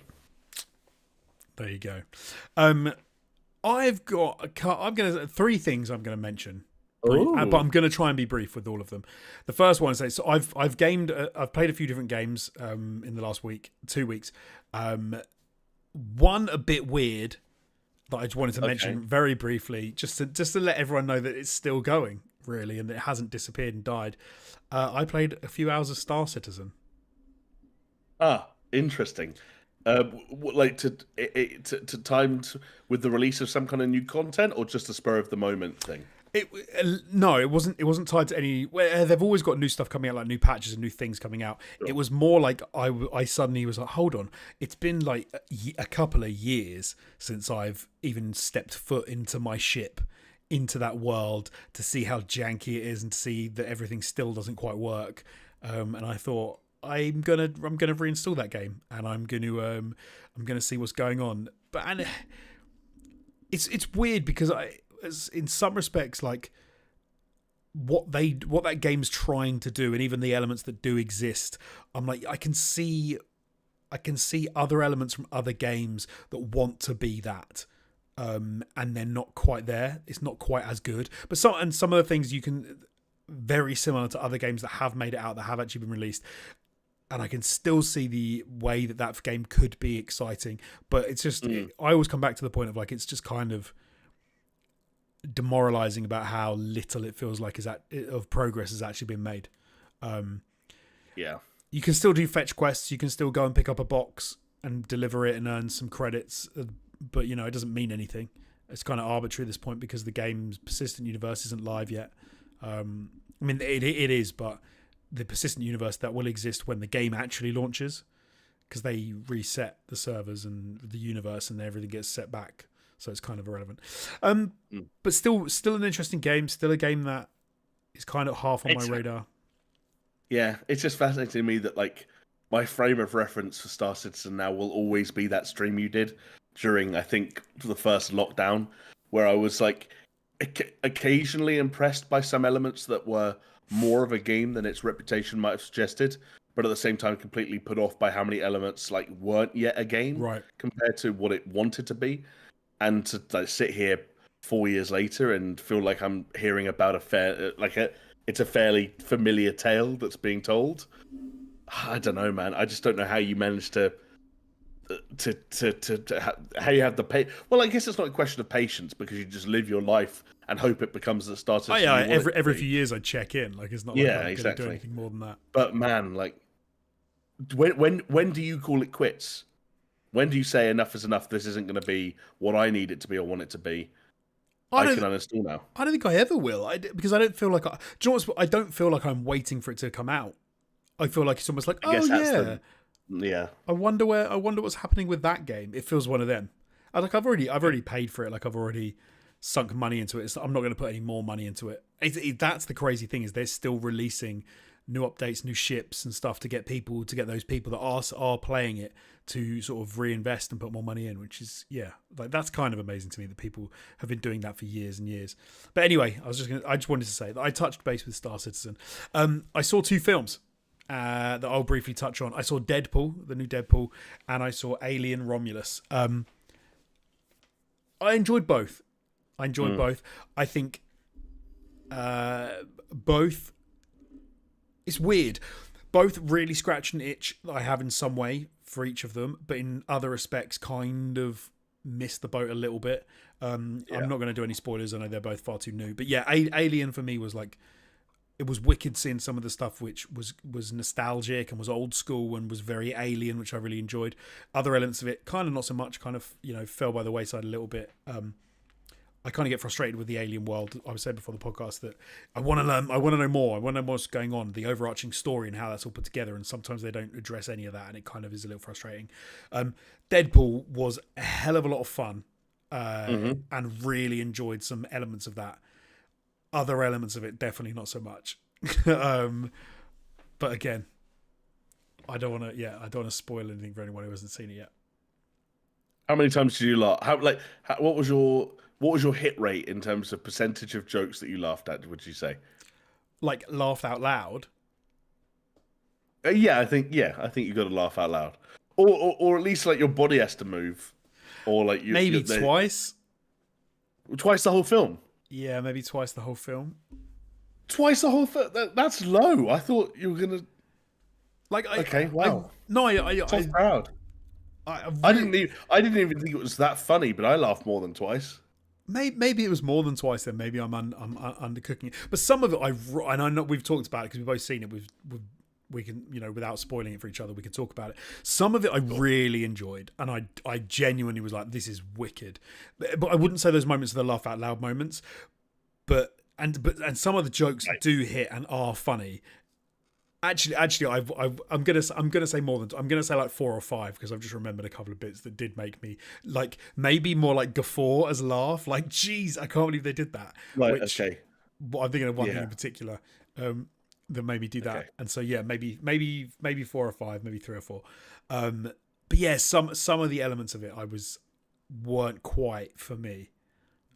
Yeah, but that's fair. I think I'm right there with you for what it's worth. Okay. I think I didn't have as high highs as maybe you had in some bits, but I also didn't have as lower lows, weirdly enough. Because I know that there were some parts of it that you were really like not enjoying. So yeah, do you know what's funny? I feel like if I see it again, I'll probably enjoy it more than I did the first time because I know what's coming. Yeah. How far off is your eldest from watching films like that? Because that's when you're going to have to watch it again over and over and over and over. And from watching something like that, he's 5 or 6 years. Okay, so you got a bit of a buffer time. I have indeed. Yeah, it won't be too bad. Yeah. I have to give a quick shout out to in chat. Robin reads audiobooks. Loving the name. Hey, as a friend of the show from the Just Interesting podcast. Is just put by to say hello and to say how on earth do you find time to play anything? Life denies me anytime. Yeah, it is rough. I do get to that. Do you know what I often do? And I did this with Star Citizen. My wife goes to bed and she says, "What have you just installed?" And I'm like, "Oh, I just want to have a look. I'll be 5 minutes." And then 3 hours later, she calls me on my phone from upstairs and goes, "It's 3 o'clock in the morning. Come to bed." And I go, "Oh, it's 3 o'clock. See, I've got to get up at 7." Here's the hot tip for you and for Rubinho and for anyone else listening or watching. Do you know how you make sure you don't get a call like that? How? Don't get married, baby. I thought you were going to say turn your phone off. Oh, you could do that, but then that might lead to you not being married for a different reason. And I don't want to advise anyone to go that route. My gamer's guide to gaming is don't get married or even engage in a serious relationship. Keep all relationships, at the most surface and superficial level possible. Definitely don't have kids. Remain unemployed for as long as financially possible. Any other top tips? Just get big into caffeine. Right. Again, G Fuel. Yeah, whether that's G Fuel, energy drinks, coffee. The choice is yours. This is a generation remix after all. You can go your own way on any of these pieces of advice, but I think these are the fundamentals to gaming like there's no tomorrow. There you go. You heard it here first. Some top tips from Jamie. Okay, well, let's get back into the news. We'll go through this quickly. Nintendo. They had a back-to-back indie showcase and partner direct. I never know how to say this. Balatro? How would you say? I say Balatro, but I've been listening to a lot of Americans sing it out loud, so I've probably been influenced by the Yankeeisms. I can't remember, I can never remember how to frame this game. It's like a poker meets what would you even say? It's like a poker roguelike with deck building elements. Right. Okay. But became very popular, has had massive success, surprisingly so. Jamie played it and talked about it on the podcast a while ago. But it is getting Witcher, Vampire Survivors, Among Us, at Dave the Diver decks in a free update that is out now. So if you're a Balatro player, if you enjoyed that game, that is some pretty wicked stuff that you can get, some decks for that game that you can enjoy if you're a fan of any of those games. I think I've played every single one of those games. So there you go. I can maybe I'll hop into Balatro and just so I can get a fancy deck. I mean, I don't know what these did and if they're cosmetic or if they added any other elements. Maybe there were a couple of jokers that got added with each deck. But I'm going to say, regardless, if you haven't played Balatro, go and play Balatro. It is one of the best games of the year, hands down. I don't care if you're not into deck building or card games. I'm not either. I don't care if you don't know the rules of poker. I didn't either. It is one of the best roguelikes of all time. And now Jamie's made $2.5 million playing online poker. So it's all upside. Can I add that to my gamer's guide to gaming? Become very good and make yourself incredibly wealthy utilizing online poker. And again, it extends the amount of time that you can spend gaming before you have to return to full-time employment. And it also feeds into the kind of the degenerate lifestyle that we're trying to breed with the aforementioned caffeine and lack of sleep. Nice. I like it. Power Wash Simulator is getting some Shrek DLC.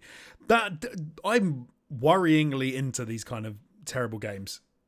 They're not terrible. I shouldn't say terrible, but they're terrible in the sense of like, Power Wash Simulator. I suddenly realized I've been playing it for 4 hours. I could have gone and actually power washed my outside patio, and it would have made more sense. But Shrek DLC sounds pretty cool, which is worrying. I hope it's good. The only thing that's weird is they've clearly made an interesting artistic decision based on how muddy Shrek's environments naturally are.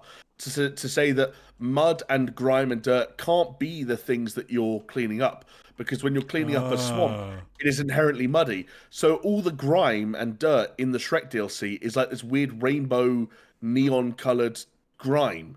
It's colorful. Yeah. He doesn't like the colorful stuff. Exactly. He's trying to get rid of that.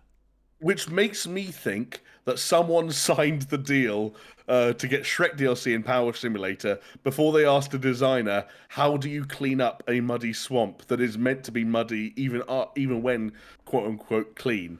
And that became a task to be solved by clearly a very capable development team. But yeah, I don't know if they were happy when that one hit the desk. I tell you what would have been funny is if they'd actually had it that you do clean it all up and it becomes sparkling clean, and right at the end of the DLC, once you've completed everything, Shrek appears and goes, "Get out of my swamp," and then he kicks you out and he immediately makes everything filthy again. That would be good, especially if they got Mike Myers or something like to come and do the Shrek voice. There is another Shrek film coming out, right? They've announced that they're doing another Shrek. Yeah, I believe that got announced like maybe a month or two ago that another Shrek is coming out. Would that be Shrek 5? I want to say all the OG cast is back in on board. Eddie Murphy and Cameron Diaz included. Nice. Let me double check. Yeah, slated for July of 2026 with Mike Myers, Eddie Murphy, and Cameron Diaz all coming back. So hopefully that's good. Do you know what? I tell you something. Talking about old school people, I put an old school film on, relatively old school, for the kids. Ooh. I put The Mask on. Oh, what a classic! Did they like it? Yeah, they did. They liked it. They did massive, big laugh out louds at some of the really silly moments, which was made me feel good inside. Yeah. Are they repeating any of his catchphrases? Because that's the other thing every kid did after watching The Mask. But then we watched it like 10 times, right? They've only seen it once, so they need to see it a few more times before they start repeating stuff. They need to have PARTY like ingrained in their brains. Exactly. I think I was a little older when I saw The Mask. Maybe I was the age of my eldest, but I remember that we had these stickers. They were like to go in the Mask magazine when it came out. So you got all the stickers from the film, and there was a sticker of Cameron Diaz when she walks into the bank, and we didn't know why, but all of the little boys wanted that sticker. No idea why. Didn't know why. Just like that sticker was the best. No, that Cameron Diaz and The Mask was an awakening for many a youth. I can imagine. That was a pretty special scene. Although I did have difficulty. I was at least young enough that the transformation scenes and when the mask starts sticking to his face and like he is in some amount of peril for a short few moments. Horror-y, scary. I remember that freaking me out, and I had to look away while he was transforming and then start watching again when he was The Mask. Fair. I think that is very common, and my kids do that with some films as well. They're like, I can't watch this bit. We then had Digital Eclipse are releasing a compilation of Tetris games called Tetris Forever. They are retro specialists, so it should be good. I mean, at this point, there are so many goddamn versions of Tetris. It's actually ludicrous, but there you go. Try and just play the original. Do you know what I find difficult? I've often try and just find an original Tetris game, and to find one without crazy graphics or loads of weird shit going on. I know what you mean. But hey, for what it's worth, like do your thing.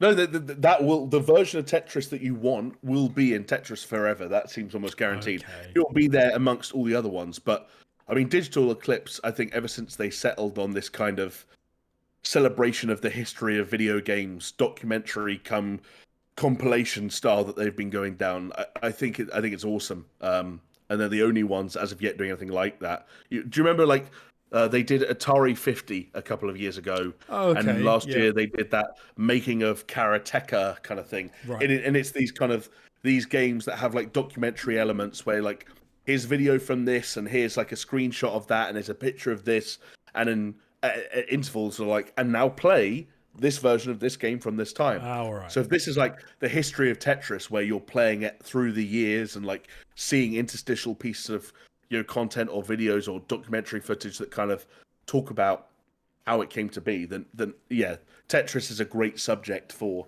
that kind of a game, that kind of a project. And I hope that Digital Eclipse do it justice again, because they did one earlier in the year for Geoff Minter, the Llamasoft game they made, and that I want to say that like had a big time jump or ended at a certain point, and people were a little bit unhappy that it wasn't quite as in-depth as they wanted. So hopefully Tetris Forever is a bit more of the Atari 50 ilk. All right. Well, that actually sounds pretty wicked. Okay, fair enough. And last up from Nintendo, we had Capcom announcing a fighting game collection, the fighting game Capcom Fighting Collection 2, featuring fan favorites like Power Stone 1 and Power Stone 2. I've never played a Power Stone game, but there you go. Yeah, I just don't know how Capcom still have enough spare fighting games to keep making fighting game collections. I feel like every like show I've watched for the last 6 years has had like, and now 8 Capcom fighting games are being put together in this one collection for the first time. You're like, didn't this just happen? Like, how many different Street Fighters are there, and how many different like? I know some people are really excited for that Marvel versus Capcom thing, but like, yes, I will never cease to be impressed by Capcom's ability to compile their fighting games. Hey, if you've got that many and you're good at compiling, then why the hell not? You're gonna, sure, I guess so. It's a way to make some money. But let's move on. Let's move on to Valve. This is a story we touched on. I believe it was 2 weeks ago. Last time we did the podcast. Maybe I'm getting that wrong. No, I think it was. We talked about Deadlock, which was the unofficial, not acknowledged game from Valve that everyone knew about. But finally, Valve have kind of officially launched it. There's been so much discussion about the game, as we said about in the previous story that we covered. There has been arguments online. There has been Tom Warren releasing information and then getting in trouble for stuff, as we talked about. But now the game has got its own Steam page. It's got an official store page where it's actually got a brief trailer, one piece of concept art, but they're still running the whole thing whereby you can only get access to the game if you have got what was it? You get sent a code and then you can have another code sent to a friend. So it's like a friends and family closed beta. Yeah. But what do we call it? The 6 degrees of Kevin Bacon situation, whereby that meant hundreds of thousands of people can play the game, or tens of thousands at the very least, which means it's not so secret. And now it's not secret at all. It still doesn't have a release date yet, and neither does it have any minimum system requirements or anything like that. But the most important thing about this entire story, Jamie, is the fact that they've changed the terms and conditions when you start the game up. Yes, the box that pops up that you can either click OK on, or if you're really smart, you can press escape and not acknowledge whatsoever. Now no longer has any language asking you to kind of keep information to yourself or to keep it secret. I think it says like it's more or less the same, but instead of hey, keep stum about this, it says like feedback welcome or something somewhat ironic given the furore that same message caused just a couple of weeks ago. And it seems like people are enjoying it. Shroud, noted shooter online person, has been singing this game's praises now that he can publicly do so for the past week or so. He thinks it's going to be the next big thing. I don't know what Shroud's hit rate is like when it comes to predicting the next big thing, but that's something, I guess. Will you give this a go when it's public, when it's open? I'm not sure. I'm gonna say no. From what I remember, it looked like it's kind of like a Team Fortress crossed with Apex, crossed with like Overwatch kind of vibes. There are some Dota-y, Oh, that MOBA-y was it. elements, like lane-based stuff, and yeah. Oh, okay. Unless I see something really interesting, probably not. I'm gonna say. Yeah. I think I'm in the same boat, but we're going to be in the overwhelming minority in a few years' time. And just like every other Valve multiplayer game that I don't play, like Dota 2 and CS2 and stuff like that, it will become the biggest game on the planet, and I will be one of the people going, "Really?" I wish I started playing at the beginning. Yeah, Yeah, me yeah. too. Me too. All right. Well, we've been cranking this for the last, oh, blimey, 2 hours. We're over Oh, 2 hours at the moment for the podcast. phrasing, Jonesy. I know we can't see what goes on beneath the underneath the frame that you got, but yeah, hand check, hand check. Handshake. When Jonesy says we've been cranking it for the past few hours, he is simply referring to covering video game news. We have one more thing that we have to talk about, but we will keep it brief before we wrap this mother up. But we're going to start off. So this is kind of a two-parter. There's been two games that have launched in the past in the past week. Was Concord this week as well? I don't see the actual date for Concord was. Oh God, Let's say it was I last don't week. even remember. Concord's basically out. Even if you have to pay more for it, it's basically out. Same with Star Wars. Like, it's not out, but it's out. So Concord has been in the works for 8 years, okay, since Overwatch launched, which is not surprising at all if you've seen Concord or played Concord at all. But it has launched with under 700 concurrent players on Steam, which is disastrously low, isn't it? That is a Yeah, shock. I That is mean, kind of a shocking number, really, when you think about it. especially like I put some other numbers for comparably disappointing or infamous titles here, and when you compare them, it is like unfathomably low. It is. So let's touch on a few of these because this is fun. It's not. I'm not reveling in the fact that Concord's not doing well. It's fun to compare the numbers and see how crazy this does, because it does seem kind of crazy. So Kill the Justice League was launched with had 13,000 concurrent players, that was bad given what they were hoping for that game, but that was 20 times more than what Concord is seeing. Redfall, as Jamie will attest to, as he's recently started playing it again, launched with 6,000 players when that came to Steam. Ubisoft Skull and Bones, which was slammed, roundly, has more players right now, and that has been out for a while, than Concord has. Also, this is the one for me, I think, which is kind of crazy. The Gollum game, that piece of trash Lord of the Rings Gollum game that we liked. I think we enjoyed just slating for weeks when we talks about that launched with more players, Yeah. which is crazy. Well, it's crazy, but I can also believe it. Like, because I can remember when, and you probably can too, when Gotham came out, and it was so bad and so widely discussed were its flaws, that it almost became compelling in its own right. There almost became this Right. fascination where, like a freak show, you had to see it for yourself, and it's fascinating to me, and like you said, disastrous in equal measure. But the fascination around a bad game like Gollum was a greater pull than any intrigue mustered up by Concord over its, pre-release and beta periods. It's really, it's hard to put to words. Not that this game has done poorly. Like, the writing was to a certain degree on the wall for a little while.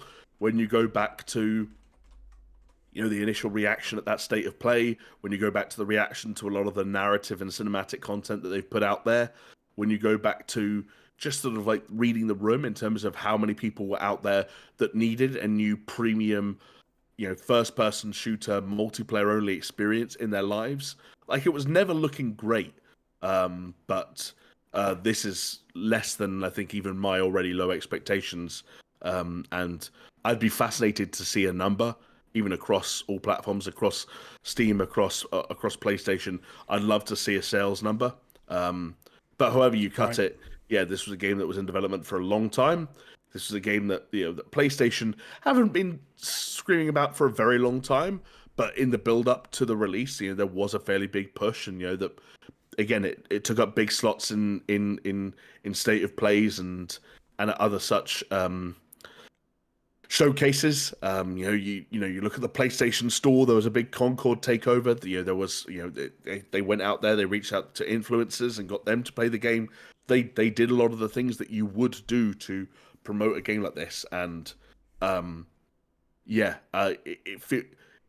it's like I don't know what's more worrying: the fact that the numbers are so low, or the fact that I think the only way is down for a game like Concord until the day comes where they say Concord's free to play. Like, I can only see this attracting less and less attention because it's not even worth talking about in the same way Gollum was. It's not, because it's not a bad game. It's just a game for nobody, which is the worst thing you could possibly be in this day and age in this market. I think the saving thing for Concord, if there is going to be anything that saves it for me, I think you're right, will be that it goes free to play, and that they make revenue another way, because getting people to put the $60-$70 down for this title at this point just seems like it's a non-starter for people. And I think it's because when you look at it and when you see what it is, even though it's, like you said, it's not a terrible game like a Gollum or something like that, it is a very competent hero shooter which should be fine, that people should want to play. There's no real reason for people to not, but I think that price tag, people just think, why would I do this when I can wait and play something like Marvel's Rivals whenever that comes out, when I can play Overwatch 2, which is already free to play. But even we proceeded this conversation by talking about Deadlock. Absolutely. The hero shooters, whether a first or third person, is a market that is saturated with amazing games by some of the biggest and best developers in the world, and they're all free. Right. Yeah. Which just makes a game that you have to pay for that looks very similar, and you think, why would I even step a foot in that? Because why would I dip my toe, let alone foot? Yeah. Because I can do that. I can put my time and effort into something else, which is not going to cost me that to decide to find out that no one's playing it and find out that I don't like it. Exactly. But yeah, none of your friends are playing it. None of your favorite streamers are playing it. According to some sources, I haven't verified these claims, but what wait times for matches has gone as high as 8 minutes. Like, it's a self-fulfilling prophecy. Yes, it is indeed. So no, Concord has not been doing very well at all, which is a real shame. I don't know what the budget was for the game, but you've got to think it's a lot, and for them to be getting like 500 concurrents on Steam or 700, sorry, is baffling. But let's contrast that to another game which was released in the last week, which has had a very different first week. I am talking, of course, about Black Myth Wukong from Game Science, a game which I personally and us wider on the channel, we've been looking forward to for a very long time. This is, of course, the Journey to the West adaptation where you play as Sun Wukong, Monkey King, and you seem to have a plethora of his abilities and all sorts, and you're going to be... I think it takes place after the events of the book, Journey to the West. It just looks like a phenomenal game. It looks like they've done an absolutely terrific job. As I believe this is their first game as a studio, Game Science, which is I believe so, yeah. Absolutely or at least insane. Certainly their first big game to make a mark on the West. They are credited with working on a what looks like a free-to-play strategy mobile game called Art of War Red Tides. That looks like it came to PC at some point as well as smartphones. That was released back in 2016. So, but yeah, certainly their first big game to really make a market impact on Western markets. Even if that impact is not as big as Eastern markets, right? I just have to remind myself, because I've had to pull up a list of things that I need to do whilst talking about Black Myth Wukong. But I will say it's fucking incredible that a company like Game Science, with that horrendous CCP in charge of China right at the moment, and Winnie the Pooh, running that party. It's incredible they've managed to pull something out of the bag this good. And as I have to, like I said, I have to tick a few of these boxes because they sent this code out to a bunch of knobhead, dickhead influencers out there. The terrible individuals. No one likes any of them. And they gave them a list of things that they weren't allowed to do whilst talking about the game. But this is still doing very well because the game is incredible. So I've covered off insulting influencers and bad language. Feminist propaganda. So, women who are better than men in almost every way have been loving this game. Phenomenal. The ladies, fantastic. Best games there are. Would you say, Jonesy, would you go so far as to say that Black Myth Wukong is the best thing to have been developed in China since COVID-19? I would say that. And we know how far and wide that spread. So hopefully Black Myth Wukong will go further and spread wider than COVID-19 did. Yep. Yeah. Oh, hold on. Fetishize. Here's some feet. Oh, okay. Wow, that was not what I was expecting for the fetishization bullet point, but we got it. There we go. I'm running out of things to say. Speaking of things that look like they got leaked out of a lab, here's Jonesy's feet. There you go. That was So no, it's done phenomenally well. So Black Myth Wukong had, I want to say it's like 3 million or 2.5 million players on Steam when it was doing absolutely incredibly well. I think it genuinely blew some people away. I think it's like number 3 for the biggest game releases in the world ever at this point. They Game Science have said 3 million concurrents across all platforms. That was on Friday night, so we're even almost a full week removed from that now. And it's sold 10 million copies as well, which is and like you say, and we're a little bit on from that, which is.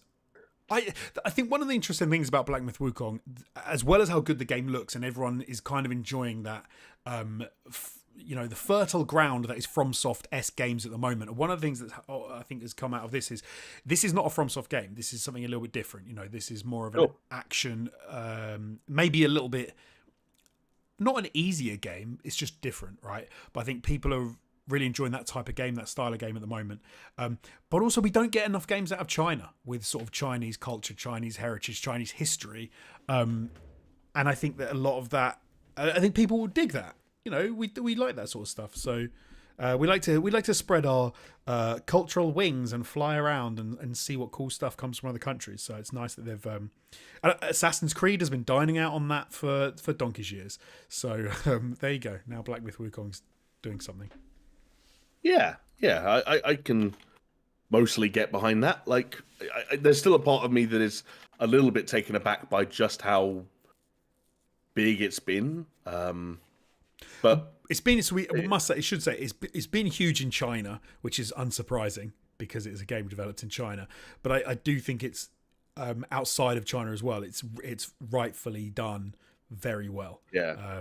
There's a tweet I really wanted to find, and the person who posted it, their tweets are protected. I'm trying to find like an alternative though, so I'll do a version of it. Basically, because it tapped into what you were saying about how well the game did in China, and it being tied to a story, an ancient, like, I don't even know how old the story is, but like a story with very close ties to China, and there's perhaps a reason why a huge amount of people would be there for a game that kind of follows in the footsteps of Journey to the what direction is he going? West from the east. Yeah. But I did see one tweet that was like, I'm a little bit surprised by people who are attributing the millions of copies that Black Myth Wukong is selling in China to the popularity of the Journey to the West tale and people's desires to play as the Monkey King and so on and so forth. Like, are you trying to tell me that I could sell millions of copies in America if I made a game where people could finally play as Paul Bunyan? And I was like, who's Paul Bunyan? Paul Bunyan is a giant lumberjack and folk hero in American and Canadian folklore. His tall tales revolve around his superhuman labors, and he is customarily accompanied by Babe the Blue Ox. So it's like and there was a part of me that, like, obviously it was a joke tweet. He wasn't being serious, right? But there was a part of me that was like, yeah, hang on a second. Why do Chinese people care about playing as this monkey guy so much? But I guess they do. Well, And you know what? For a game about a giant lumberjack that does superhuman labors with his pet blue ox, that sounds fucking rad as well. So bring on the Paul Bunyan game. The thing I often find funny though when people talk about Journey to the West is like it's not as if people are going to go, oh, Journey to the West, interesting, a folk tale from China. I don't know if I want to play that. It's like no. This is one of the most well-known stories. Or like from it's. I mean, you just talk about like the TV show Monkey. You talk about the new kid film that came out like earlier in the year, The Monkey King, which is based on this. Yeah. You talk about Enslaved Odyssey to the West by Ninja Theory, which came out in 2010. Like this, and this is only to name a few things. Like the Journey to the West has been a beloved book for a very long time, and it's been adapted and reworked and done time and time again as every good. Bit of literature or media is done. It's unsurprising that a video game based around that, which it had already been insanely successful. What a surprise it was successful again. I guess my question then becomes like, we have known for a very long time, one, that there are a huge amount of people in China, and two, there are a huge amount of people in China that play games. But if you'd asked maybe a lot of Western developers, they'd have said Chinese gamers don't play the kind of games that we make, and it would be very difficult to make a game that taps into that market and that is able to appeal to Eastern audiences and Western audiences simultaneously. And now we have a game that has been able to benefit massively from its ability to do both. One, like I guess, like, do you think that Black Myth Wukong will then go on to influence any other games, in the near or even long-term future, as more and more developers have their eyes open to the ability for games with, that are fundamentally, at their very core, traditional. It's a traditional third-person action game with kind of like a sort of a slightly boss rush leaning style, but by leaning into Asian or more specifically Chinese culture, or by basing it around a Chinese tale, or like they're able to tap into that market or that audience in a way that had perhaps at one point been thought very hard to do. And clearly, when you open yourselves up to the billions of people who live there, the amount of people you can reach increases exponentially. I think it's going to be an interesting one. I think you're absolutely right that some companies will look at that and be like, wow, that is a big old market that we can make games for. The reality of them actually being able to provide them with something that they want to play, the style they want to play, and stories they want to play, I think they'll struggle. But then it is weird because we often see media companies, not necessarily games companies, but media companies in general, do pander to that market already. Notoriously. I remember when you might remember as well, when the film industry realized, like, oh shit, if we go about it the right way, we can make as much money in China as we do in the US. Yeah. And they would start to have they would start to avoid certain things, like, hey, don't make the bad guys China. Or right. maybe we can squeeze a Chinese action star and give them one line in this action film that we're working on, and stuff like that. And it's like all of a sudden, like, yeah, you can make an extra couple of $100 million in China. I wonder if video games are going to go the same way. I kind of think, like, why wouldn't you if you could do it? And what's bad is we get to the point where we sometimes on our little island we forget how few we are, and there are some stories. I mean, you talk about that lumberjack with his blue ox, Paul Bunyan. Paul Bunyan. There are more Paul Bunyan fans, I'm sure there would be, than people who want to play a game about, like, I don't even know, some English folklore. Like, do you know what I mean? It's so, and when you look at the size of the market, yeah, it totally makes sense. Will they be able to pull it off? I'm not so sure. One of the things that I always find really cynical is, and we don't want to get into the whole weirdness of whatever, but obviously we have the whole thing about, like, Sweet Baby Inc. thing and all that happened, and like DEI and video games and all of that. Yeah. It'll be very interesting to see if they keep those companies on board when they're making stuff for China, because in the past, companies like Disney and other companies, when it comes to movies, have notoriously kind of left all of that sort of those sensibilities to the wayside to make more money. So yeah, it'll be interesting in video games companies do the same thing. If they're like, no, Sweet Baby Inc., we only want your influence on games in America. We're not talking to you when we're making Chinese games.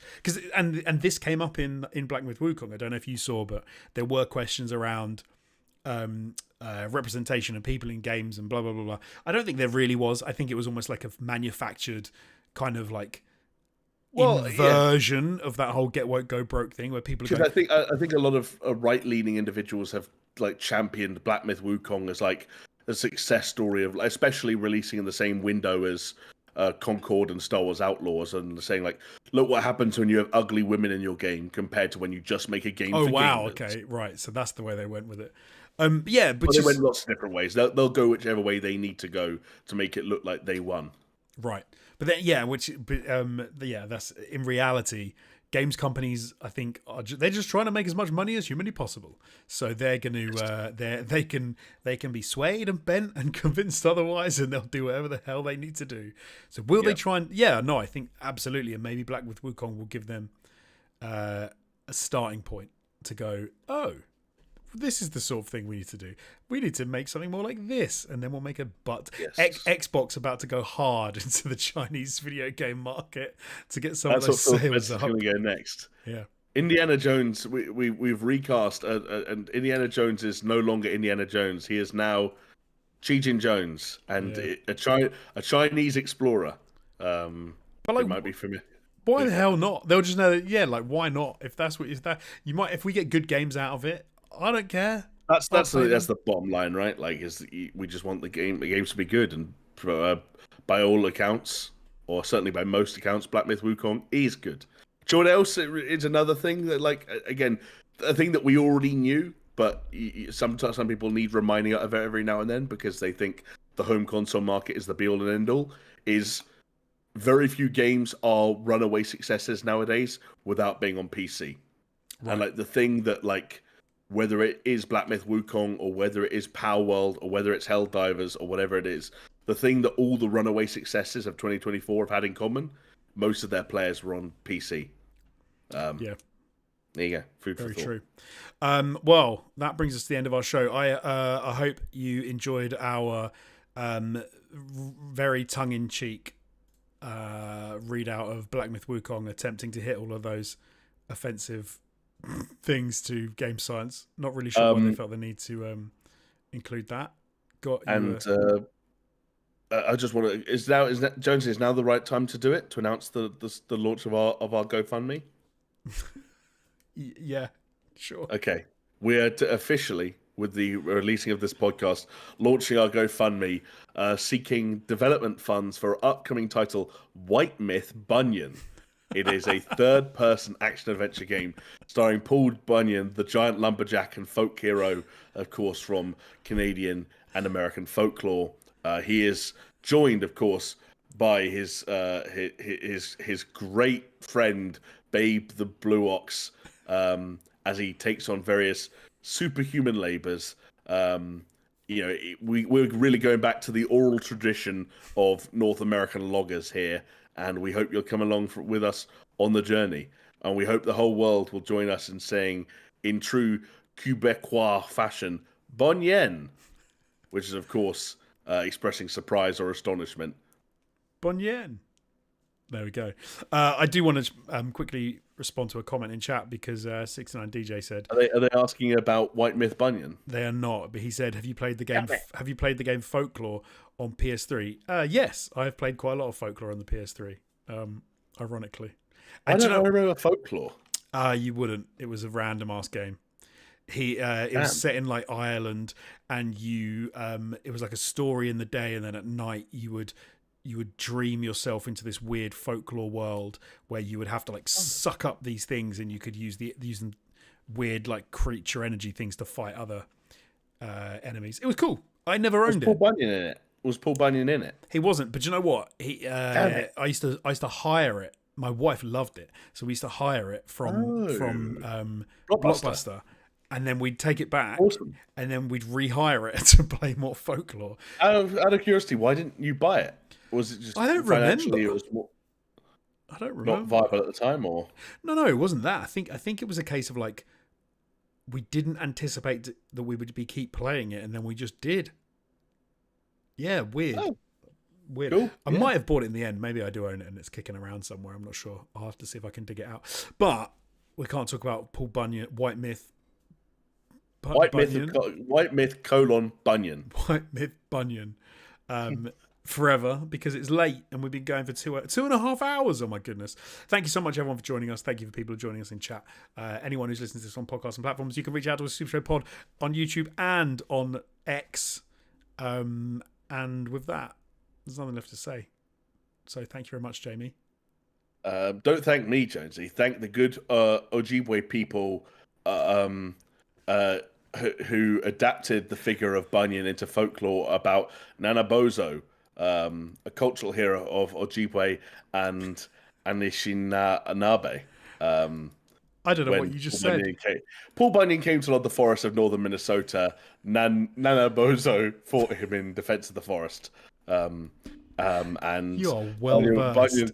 Bunyan was knocked onto his buttocks in the mud, the imprint of which formed Red Lake, Minnesota. What? That is a big ass right there. Paul Bunyan was a giant lumberjack. He was bigger than giant if his ass made a lake. But there you go. Yeah. Hey, if you're going to do superhuman labors and go around with Babe the Blue Ox, you're going to be a giant. All this and more coming to White Myth Bunyan, scheduled for 2029, day one on Game Pass. already anticipating the buyout by Xbox before that. Yep, Phil's coming for us. Secret, not many people outside of the industry know. Phil Spencer is what we call in these parts a Bunyan head. Just big into Bunyan. I think Geoff Keighley would be a big Bunyan head as well. I think Geoff Keighley would love Paul Bunyan. White Myth I think he's a big Bunyan head. Well, Geoff Keighley is Canadian, as we found. You and I found out earlier. So all the more reason for him to love a pivotal figure in American and Canadian folklore. Plot twist: I think Geoff Keighley is going to be related to Paul Bunyan. I think he's going to be an ancestor of his. Anyway, with that, thank you so much, everyone.